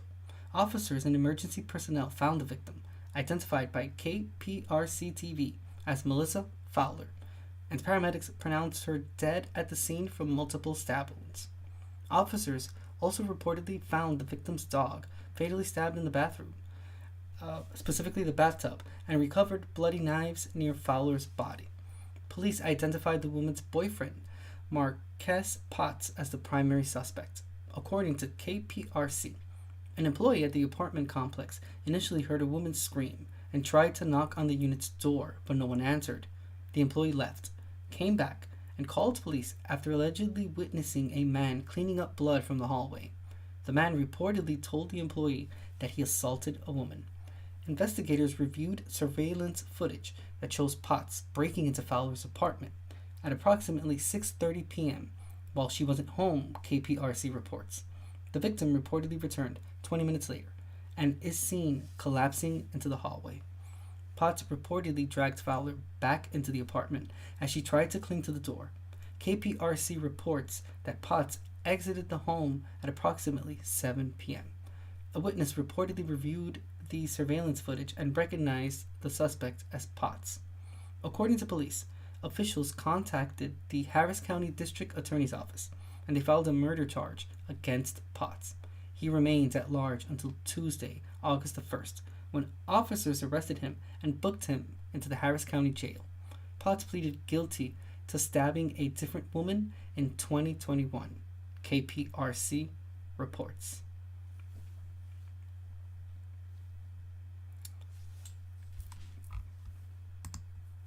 Jeez. The question is, why wasn't he in prison already? Because, I mean, they already reported that he had done this to someone else already. So, I don't know. Questions. Okay, we're in click2houston.com. A man charged after being accused of stabbing girlfriend and puppy to death because it was a puppy. That makes it. First of all, he mentioned dog. I'm more of a cat person, but I mean, dogs are still awesome. I love dogs, and you know, I was picturing like a big size dog and whatnot. No, it was a puppy. So it just made it even worse than the amount of worse that it already was. A puppy, yeah. Wow. Okay, let's watch this video. The hunt is over for a man accused of stabbing and killing his girlfriend and a puppy. This all happened at the New Hope housing apartments on Saturday. The man accused was already on probation for stabbing a different woman 2 years ago. KPRC2's Corley Peel live outside the apartments with the evidence that points police to the man in custody. Corley? These apartments have security cameras that captured that deadly stabbing, and right now the motive is unclear, but I spoke with a neighbor who says there were plenty of red flags leading up to Potts' girlfriend's death. Days before Marcus Potts' arrest, a neighbor who wants to remain anonymous says she noticed something was off. The days leading up to the murder, he was like a strange. He was strange. She was real strange. And he tried to talk to me about it. I hate that I didn't talk to him. Saturday night, police say neighbors and staff heard Potts' girlfriend screaming for help inside the New Hope housing apartments. I heard two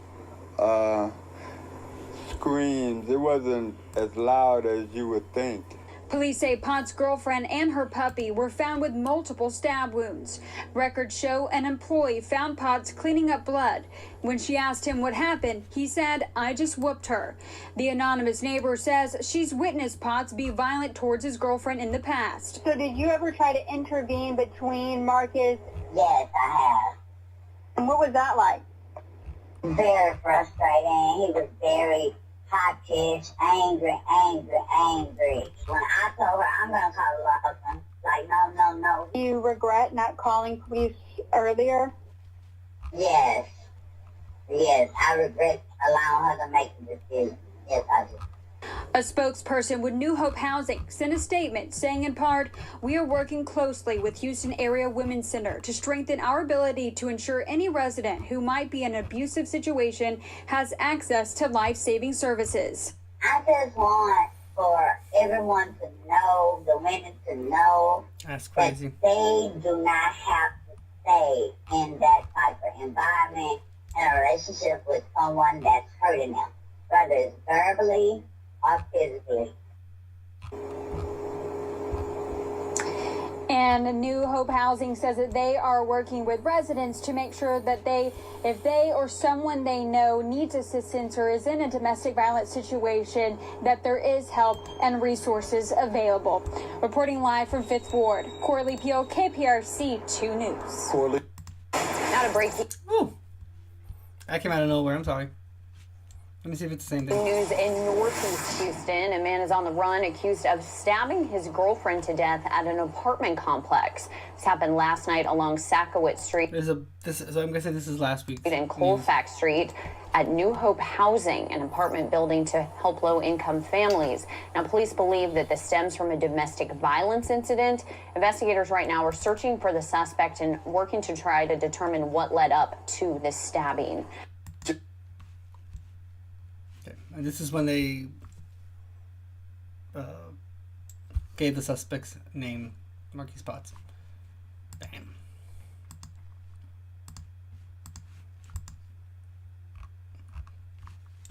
Life means nothing. That is a common theme when you start diving into the true crime world. It's one of the first things you just realize that some people just have this disdain for life, for another person's life. Like, it's crazy how I mean, it's always been like that if you think about it, all across history. Like, there's been plenty of people that are well known throughout history that, you know, had a disdain for others, dude, and they just did shit to other people. But I mean, I don't know, just the fact that it's like part of like human nature if you think about it. It's not like necessarily like the only thing, but I don't know. It's been happening since the beginning of mankind. Regardless of what you believe, there's always been like just like evil people that like kill and shit. Just insanity to me. Just no value toward someone else's life. So it's just, I don't know, just like killing a chicken or something like that. It's just like there's nothing there. There's no sort of like, there's just no empathy at all for the person who you're committing the crime against. It's fucking crazy.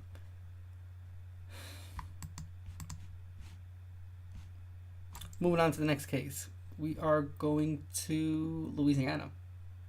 TrueCrimeDaily.com, and it says a Louisiana man wanted for attempted murder caught hiding under mobile home. Published August 2nd, 2023.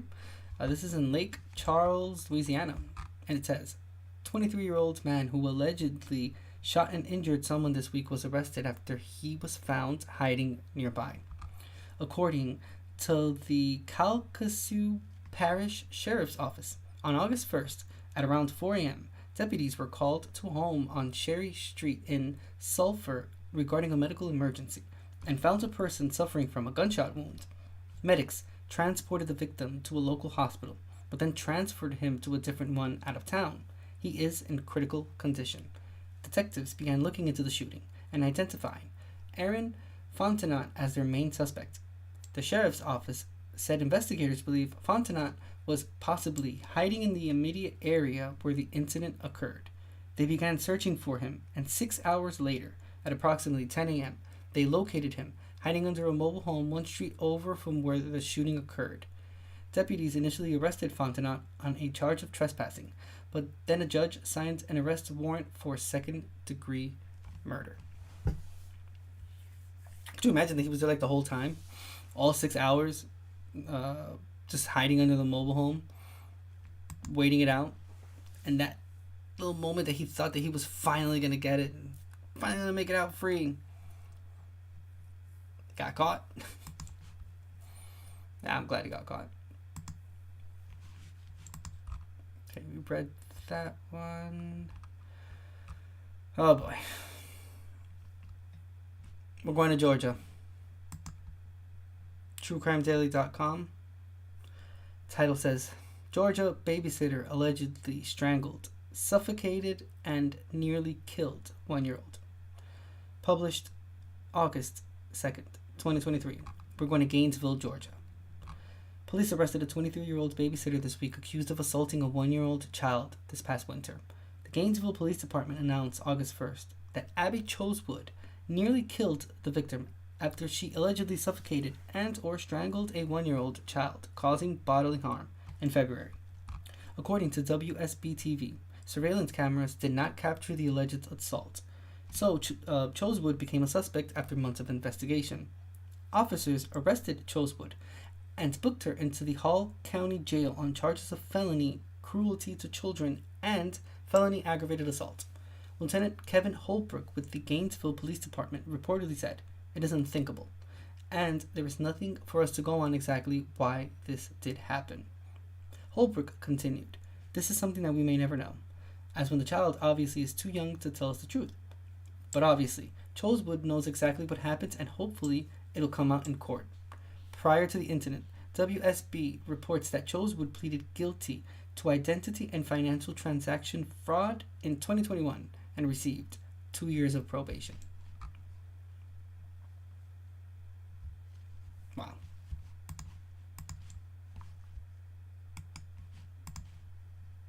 We have another corner video. I'll restart it and take the mute off. Woman is accused of strangling a 1-year-old child she was babysitting. Now she is facing charges. Channel 2's Michael Doudna is live in front of the Hall County Jail. Michael, it took a while for police to actually build a strong case here. Yeah, it really did. I mean, Gainesville police say that this happened back in February, that parents entrusted their 1-year-old child to 23-year-old Abby Elizabeth Chosewood. But then they say the babysitter strangled or possibly suffocated that baby almost to death. Now, police did book Chosewood with felony charges of cruelty to children and aggravated assault. But this is not her first legal issue. Back in 2021, she pled guilty to 3 charges, including identity and financial transaction fraud. She received 2 years probation for those crimes. Now, for the alleged strangling of a 1-year-old, well, police say there were no nanny cams that caught the incident on camera, so they have spent months gathering information to bring these charges against a babysitter they said did the unthinkable. It is unthinkable, and there is nothing for us to go on exactly why this did happen. This is something that we may never know, as the child obviously is too young to tell us the truth. But obviously, Chosewood knows exactly what happened, and hopefully it'll come out in court. Now, Chosewood did spend the weekend in a Hall County jail, but was released on bond, we're told, yesterday. We did reach out to her attorney and did get him on the phone, but he told us no comment. We're live in Gainesville. Michael Doudna, Channel 2 Action News. Active search for a missing. Channel 2. Sorry. Woo, that was loud. Why did See why I'm always consistently pissed off at the bond system in this country? I mean, it's not that they should. I mean, it's unfair all around. I saw a pretty good documentary about it that goes really deep into explaining why the bond system doesn't actually work. But I mean, think about it. Dude, this person committed a crime against a 1-year-old child, and she's already free. This was posted today, and it happened this past winter. So it was like December. They had all this time building up the case. I guess that does make sense. But nonetheless, she's still out and about. She's probably reading about her same case online from the comfort of her home. But it would have taken the death of the child for her to be able to be just like locked up and shit. Not even then. Let me know in chat if you know what I'm going to say. Because if you've seen the show before, you've seen the true crime cases, you know what case I'm going to talk about. I'll give you 3 seconds. 3, 2, one. I mean, Casey Anthony did get away with it, so I guess I'm not 100% confident in the judicial system in this country. Let me tell you something. I mean, no one's really watching this, but one day someone is going to watch this, and I hope this message, it reaches you. If you live in the States, listen.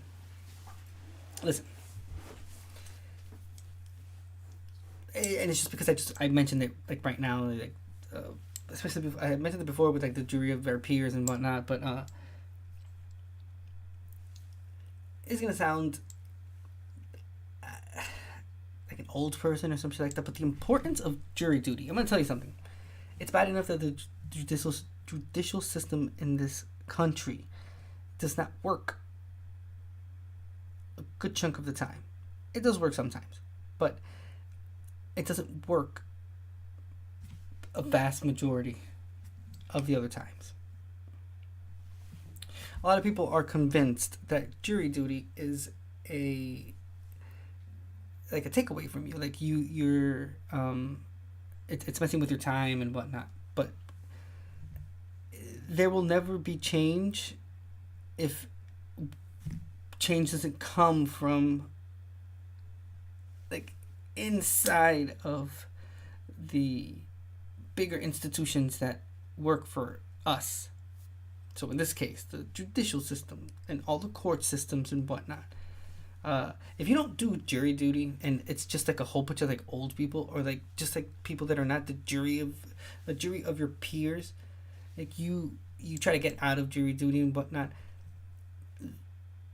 It's not only like high profile cases of people that have like murder cases on them. Dude, it could be like a fucking employer that doesn't want to pay their employees. It could be someone's severance that has been that doesn't want to get paid, a retirement that the company's being like an asshole about it and whatnot.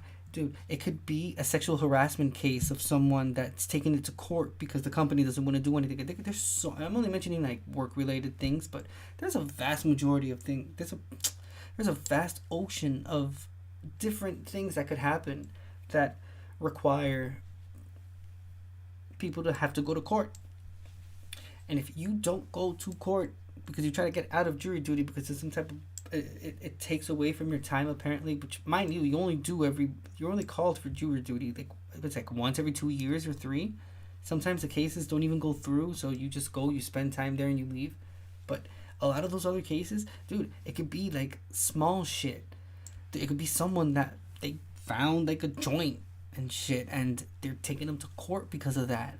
Or I don't know, man, it could be like parents and stuff that, you know, there's one parent that's trying to take a kid from another and they're taking that all the way to like court and like child support and all that. Dude, there's so many things that don't necessarily have to have like murder involved in it and whatnot for you to, and I mean you, like people in general, to want to care about doing like jury duty.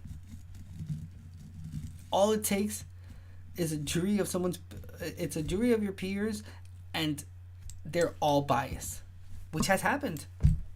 Dude, that shit has happened so many times. Dude, we did it. I forgot the name of that case, but there was a case that one of the people in the jury had to excuse themselves because she said that she was developing feelings for the perpetrator.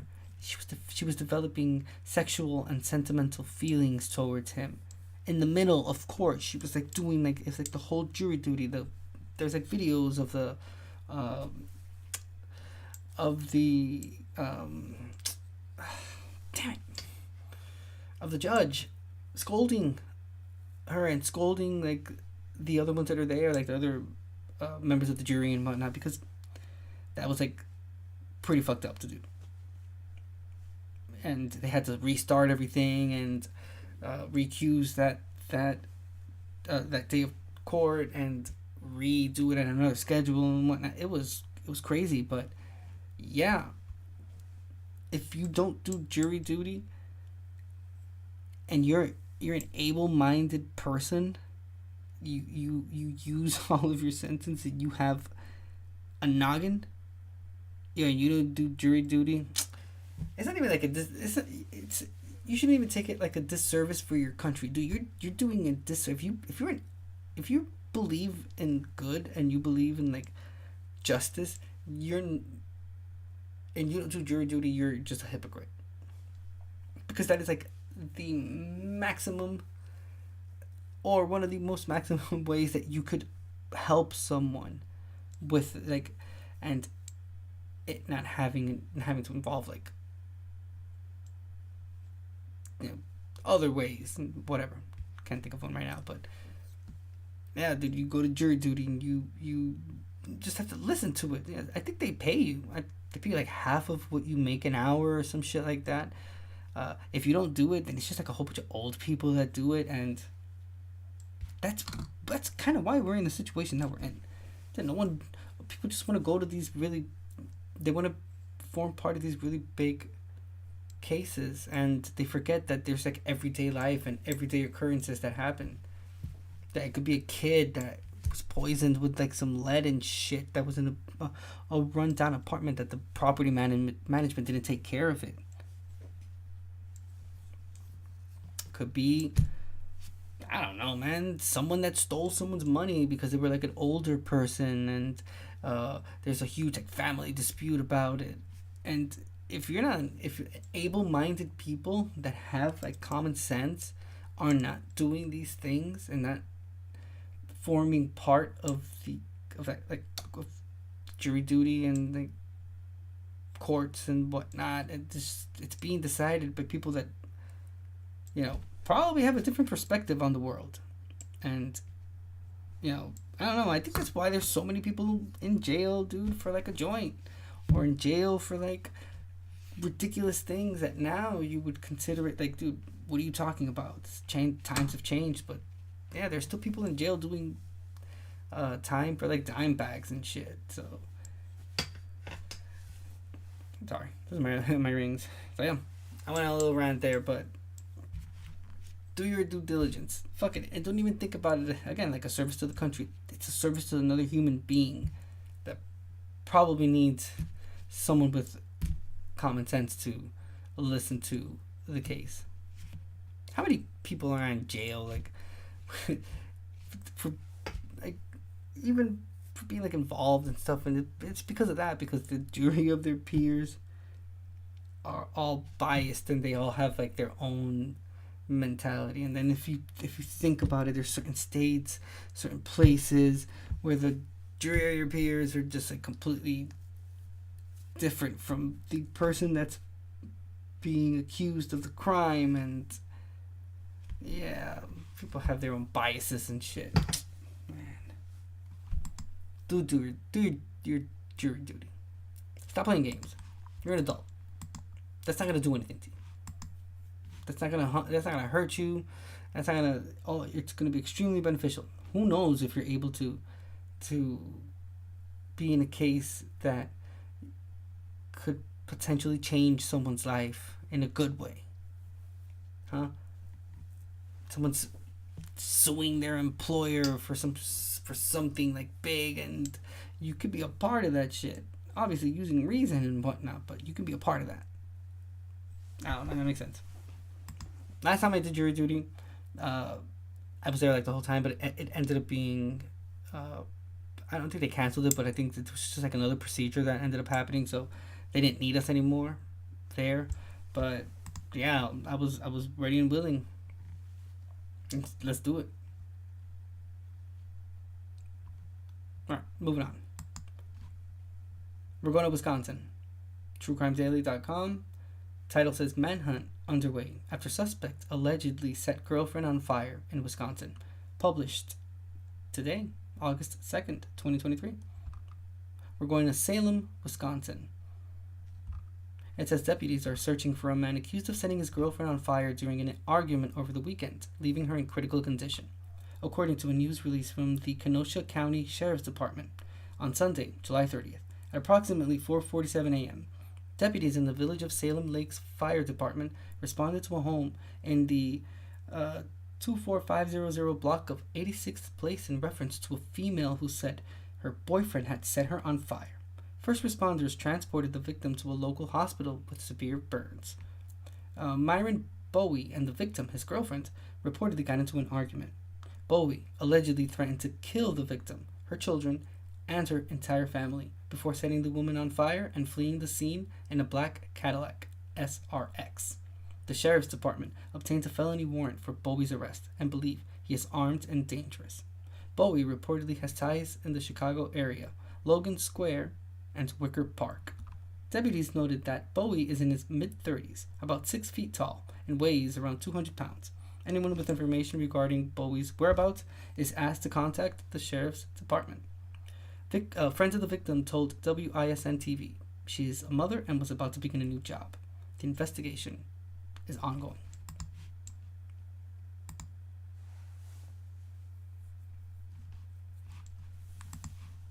And we begin with that manhunt right now for a man. This is WISN.com. Kenosha County woman set on fire. Manhunt on for boyfriend. And accused of setting his girlfriend on fire in Kenosha County. They're looking for this man, Myron Faith Bowie. Police say he should be considered armed and dangerous. It happened near 86th Place and Antioch Road in Salem Lakes. 12 News reporter Emily Pofall spoke to neighbors about the search for the suspect. It's back to being a quiet neighborhood here now, but neighbors tell me that just before 5 Sunday morning, this entire area was blocked off and full of police cars.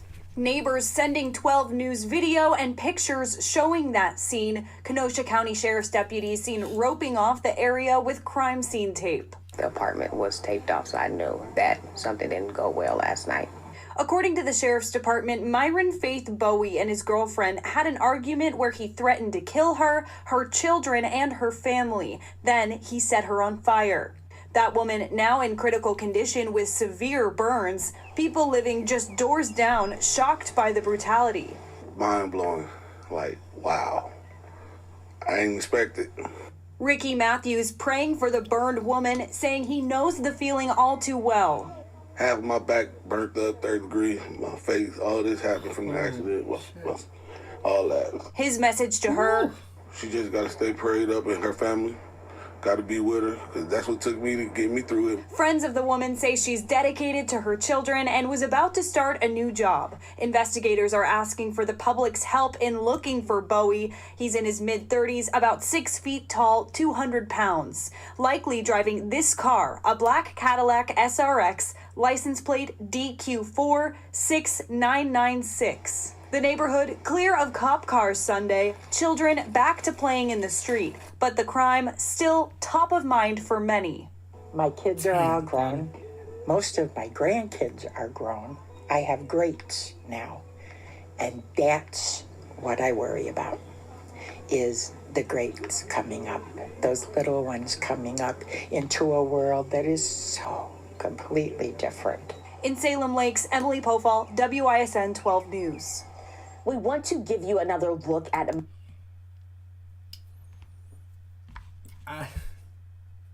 Yo, they do look weird as hell. For a moment there, I thought she was going to start talking about something else, but I feel like at the end she kind of roped it back into topic. So, okay, I guess, but she didn't look like she was in her right mind.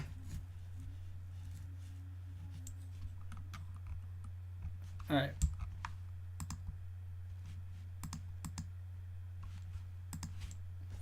Let's see what else we got. 'Cause we read a few of them already. Okay.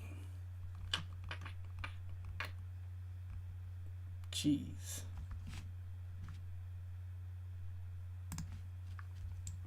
All right, we'll read one more. And I'll call it a night. Start getting ready for sleep and whatnot. Because again, after 5, 6 beautiful months, I am back in the job market. Jesus. Yeah. I said it at the beginning of the stream, but yeah, I guess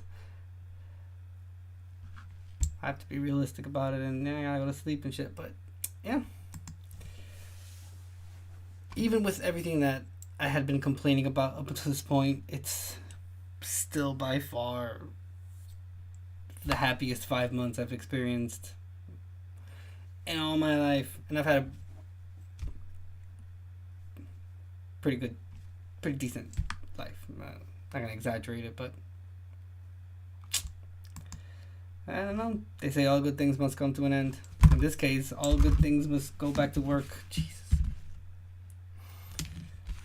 Whatever, man.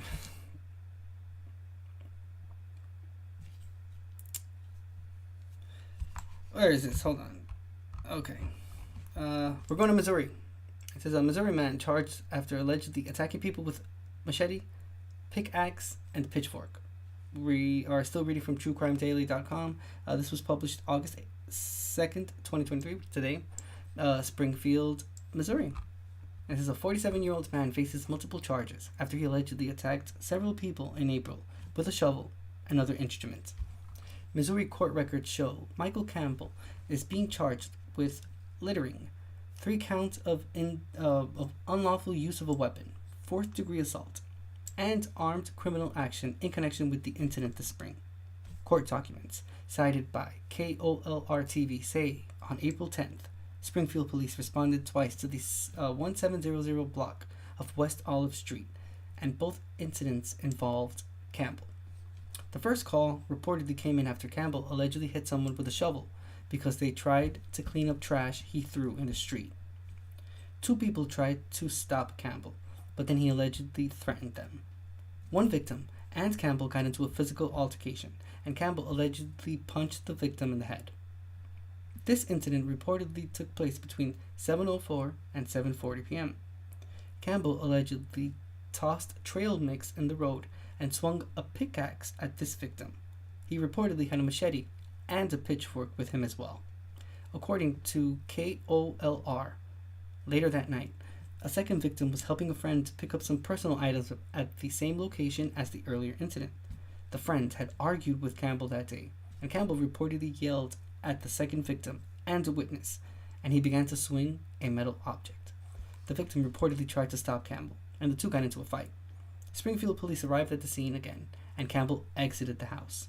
He had a head injury that reportedly occurred when he fell down porch stairs, according to records. Campbell is also a registered sex offender because, of course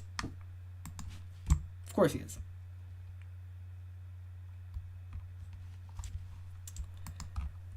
Wow.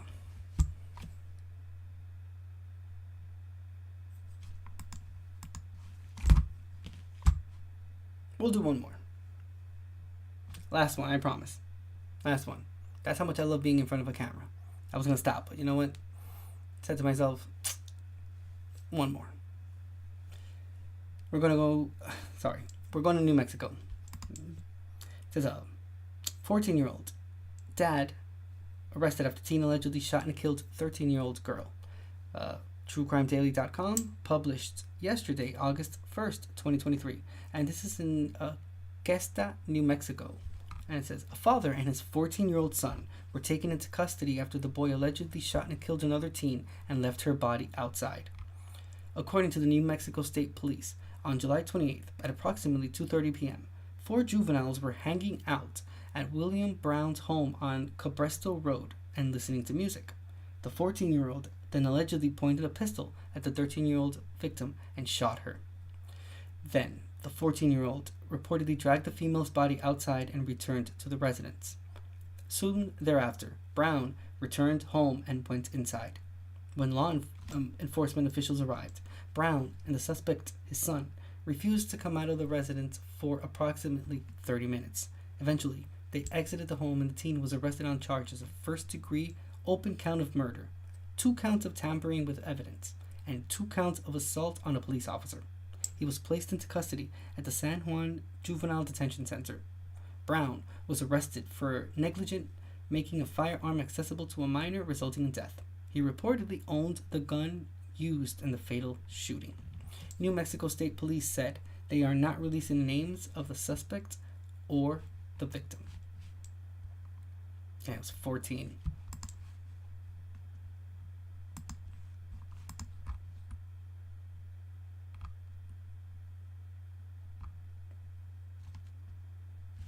Wow. Yeah, one more. Because we're going to Florida. TrueCrimeDaily.com. Title says, former Florida school employee found dead with zip tie around her neck. Published August 1st, 2023. This is in Sanford, Florida. It says, homicide investigation is underway after police reportedly found a woman's body with a zip tie around her neck last month. According to a news release from the Sanford Police Department on July 17th, at approximately 2:10 p.m., an individual found Josie Cartagena dead in her home in the 3000 block of Salt Marsh Loop and called 911. Sanford Fire and Rescue responded to the residents and attempted life-saving measures, but pronounced Cartagena deceased at the scene. Police said Cartagena's death is being investigated as suspicious and a potential homicide. According to WKMG-TV, investigators have identified a possible person of interest, but they have not been taken into custody. A spokesperson for the Seminole County Public Schools told WKMG that the victim worked for the school district from 2015 to 2022 and has served as a secretary for Spring Lake Elementary School, as well as a clerk for Lawton Elementary School. Cartagena reportedly leaves behind a 22-year-old son who is set to graduate from the University of Central Florida in December. Damn. Crazy.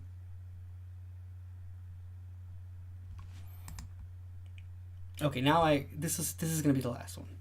This will be the last one, I promise. And why don't you guys come here to California? TrueCrimeDaily.com says a man allegedly fatally poisoned his wife's food with fentanyl, set fire to their travel trailer. Published August 1st, 2023. This is in Elk Grove, California. And it says police arrested a 40-year-old man last week for allegedly poisoning his 49-year-old wife's food, killing her in January. According to Elk Grove Police Department, on January 12th, Glennis Smith called 911 to report that his wife of 5 years, Jennifer Smith Floyd, was unconscious. Fire personnel and officers responded to his home and rendered medical aid to Smith Floyd, but officials pronounced her dead at the scene. Investigators found evidence of fentanyl in Smith Floyd's body and reportedly determined Smith had intentionally put fentanyl in Smith Floyd's food on 2 occasions without her knowledge. Police allege the last and fatal poisoning occurred on the morning of January 12th, the day officers were called to Smith's home. According to police, the couple's travel trailer caught fire at a storage facility a few months later, and investigators believe Smith set it ablaze. Detectives obtained a warrant for Smith's arrest and took him into custody on July 26th. He was booked into the Sacramento County Main Jail on charges of murder, arson, and insurance fraud. Although the suspect and victim were married, police said the couple had been living separately for several months before Smith Floyd's death. Damn. Crazy.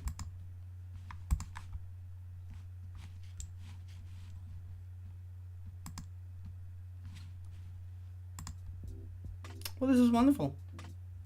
I'm sleepy. I'm feeling the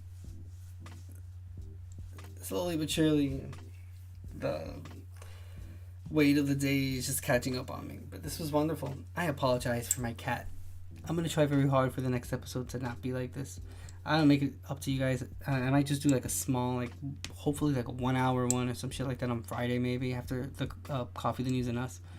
Something just to make it up for today, because could have been a whole lot better, but A, the cat, and B, I'm still getting used to the everyday back to work kind of thing, and mind you, again, it's 10 hours a day, so it is baby steps. I've actually I had this schedule once a long time ago, but it was very short-lived, like 2 months. It was pretty good, but it's still 10 some odd hours, 4 days a week, but nonetheless, you still have to work those hours. It's pretty crazy. But grateful to be able to have a job. There's a lot of people that are still looking for jobs right now. Albeit, I am still on my path to success, so I'm trying to look for something else, something that pays a lot more, but grateful for the current opportunity, because why not? But yeah, join the Discord, the King Angel Show. That way you can see when I post about Friday. Guardians of the Galaxy was just posted on Disney as well, so I'm definitely going to be checking that out. Join the Discord. Let's watch it. If not, then if you've seen it, let me know what you think. I heard it's really good, but I cannot wait to give my own 2 cents about it. Because why not? Eventually, I am thinking of doing like something like this, but movies and like music and whatnot. Not anything that can get me like a copyright or something like that, but more of a informative kind of stream and shit about movies. I want to put some trivia in here as well, polls, things that are a lot more interactive, because I know that the channel's gonna end up blowing up soon, and it's gonna be wonderful. But I just have to be ready for it. Yeah, dude, follow me over on Threads, Instagram, Facebook, TikTok. I'm everywhere. Medium, X, jeez, even saying it, it's cringe, but X. You can use your Amazon Prime here on Twitch. That would help me out immensely. If not, you can just follow me. It'll notify you when I go live. It'll let you know when the live stream starts as well, so that way you won't miss out on it. Subscribe to my YouTube channel. Like my videos, comment on them. Let me know what you think. Share it out to your loved ones. Dude, I have like almost 500 views on the last, what was it, episode 2? I still have to upload episode 3 though, but I'll be doing that Friday. But it's like 400 some odd views. Listen, if you see it from depending on the perspective that you see it from, yeah, to someone that gets like millions of views, 400 views is nothing. But imagine 400 people looking at you, albeit not at the same time, but think about it being at the same time. You're in a room, 400 people that they're all looking at you. Sometimes I only get like 4 or 5, so 400, it's pretty good. It's pretty good. That gives me a lot of hope and makes me want to persevere in this. Because I want to get this channel going. I want people in here. I want to discuss things and have conversations. That's something that's on its way. But nonetheless, that's it for tonight. I'm tired. I'm already talking bullshit. You can join my Patreon, $2 a month. That'll help me out immensely. You get access to all 3 segments, reaction and review videos that are exclusive to Patreon members, audio versions of episodes, Discord channels that are private for Patreon members, channel points for Twitch, a badge on Twitch, a badge on Discord, a role on Discord as well. And once I get to 1,000 subscribers on YouTube, bro, I'll try to add something there to the for Patreon members as well, and TikTok too. I'm less than halfway to start going live on TikTok, so follow me there. That'll be awesome. And eventually I'll be doing live streams here on these platforms and on TikTok too. Let's go. Exposure, that's the name of the game. The more people see this beard and this lovely face, the happier I am. Okay. All right. You guys have a very good night. Thank you so much for being here. I really appreciate it. Join the Discord, King Angel Show. Let's continue the conversation. Let's watch a movie. Let's play some video games. Let's do something. Let's have some interaction. Human interaction. Human behavior, like Bjork says. Have a very good night. This is the King Angel Show. I'm King Angel, a San Francisco Bay Area live streamer and content creator here on YouTube and Twitch. Also Facebook. Soon on TikTok, because that's what's up. This was True Crime Night. Remember, King Angel Show was the parent channel. Coffee, the News, and Us, and True Crime are sub-channels of it. So check out my main channel. Let me know what you think. There's a variety of things there. Coffee, the News, and Us as well. Check out the live section. And have a very good night. And to Patreon members that are listening to this audio version, I apologize for my cat, but there's not really much I can do but love it. I love that damn cat. Stupid ass cat, man. Fucking love him to death. Have a good night. This is King Angel Show. I'm King Angel, a San Francisco Bay Area live streamer and content creator here on YouTube and Twitch. Said it twice. There he is. See? Meowing because he knew I was talking about him. I'm gonna go pet the shit out of that cat right now. Not literal shit. You know what I'm saying.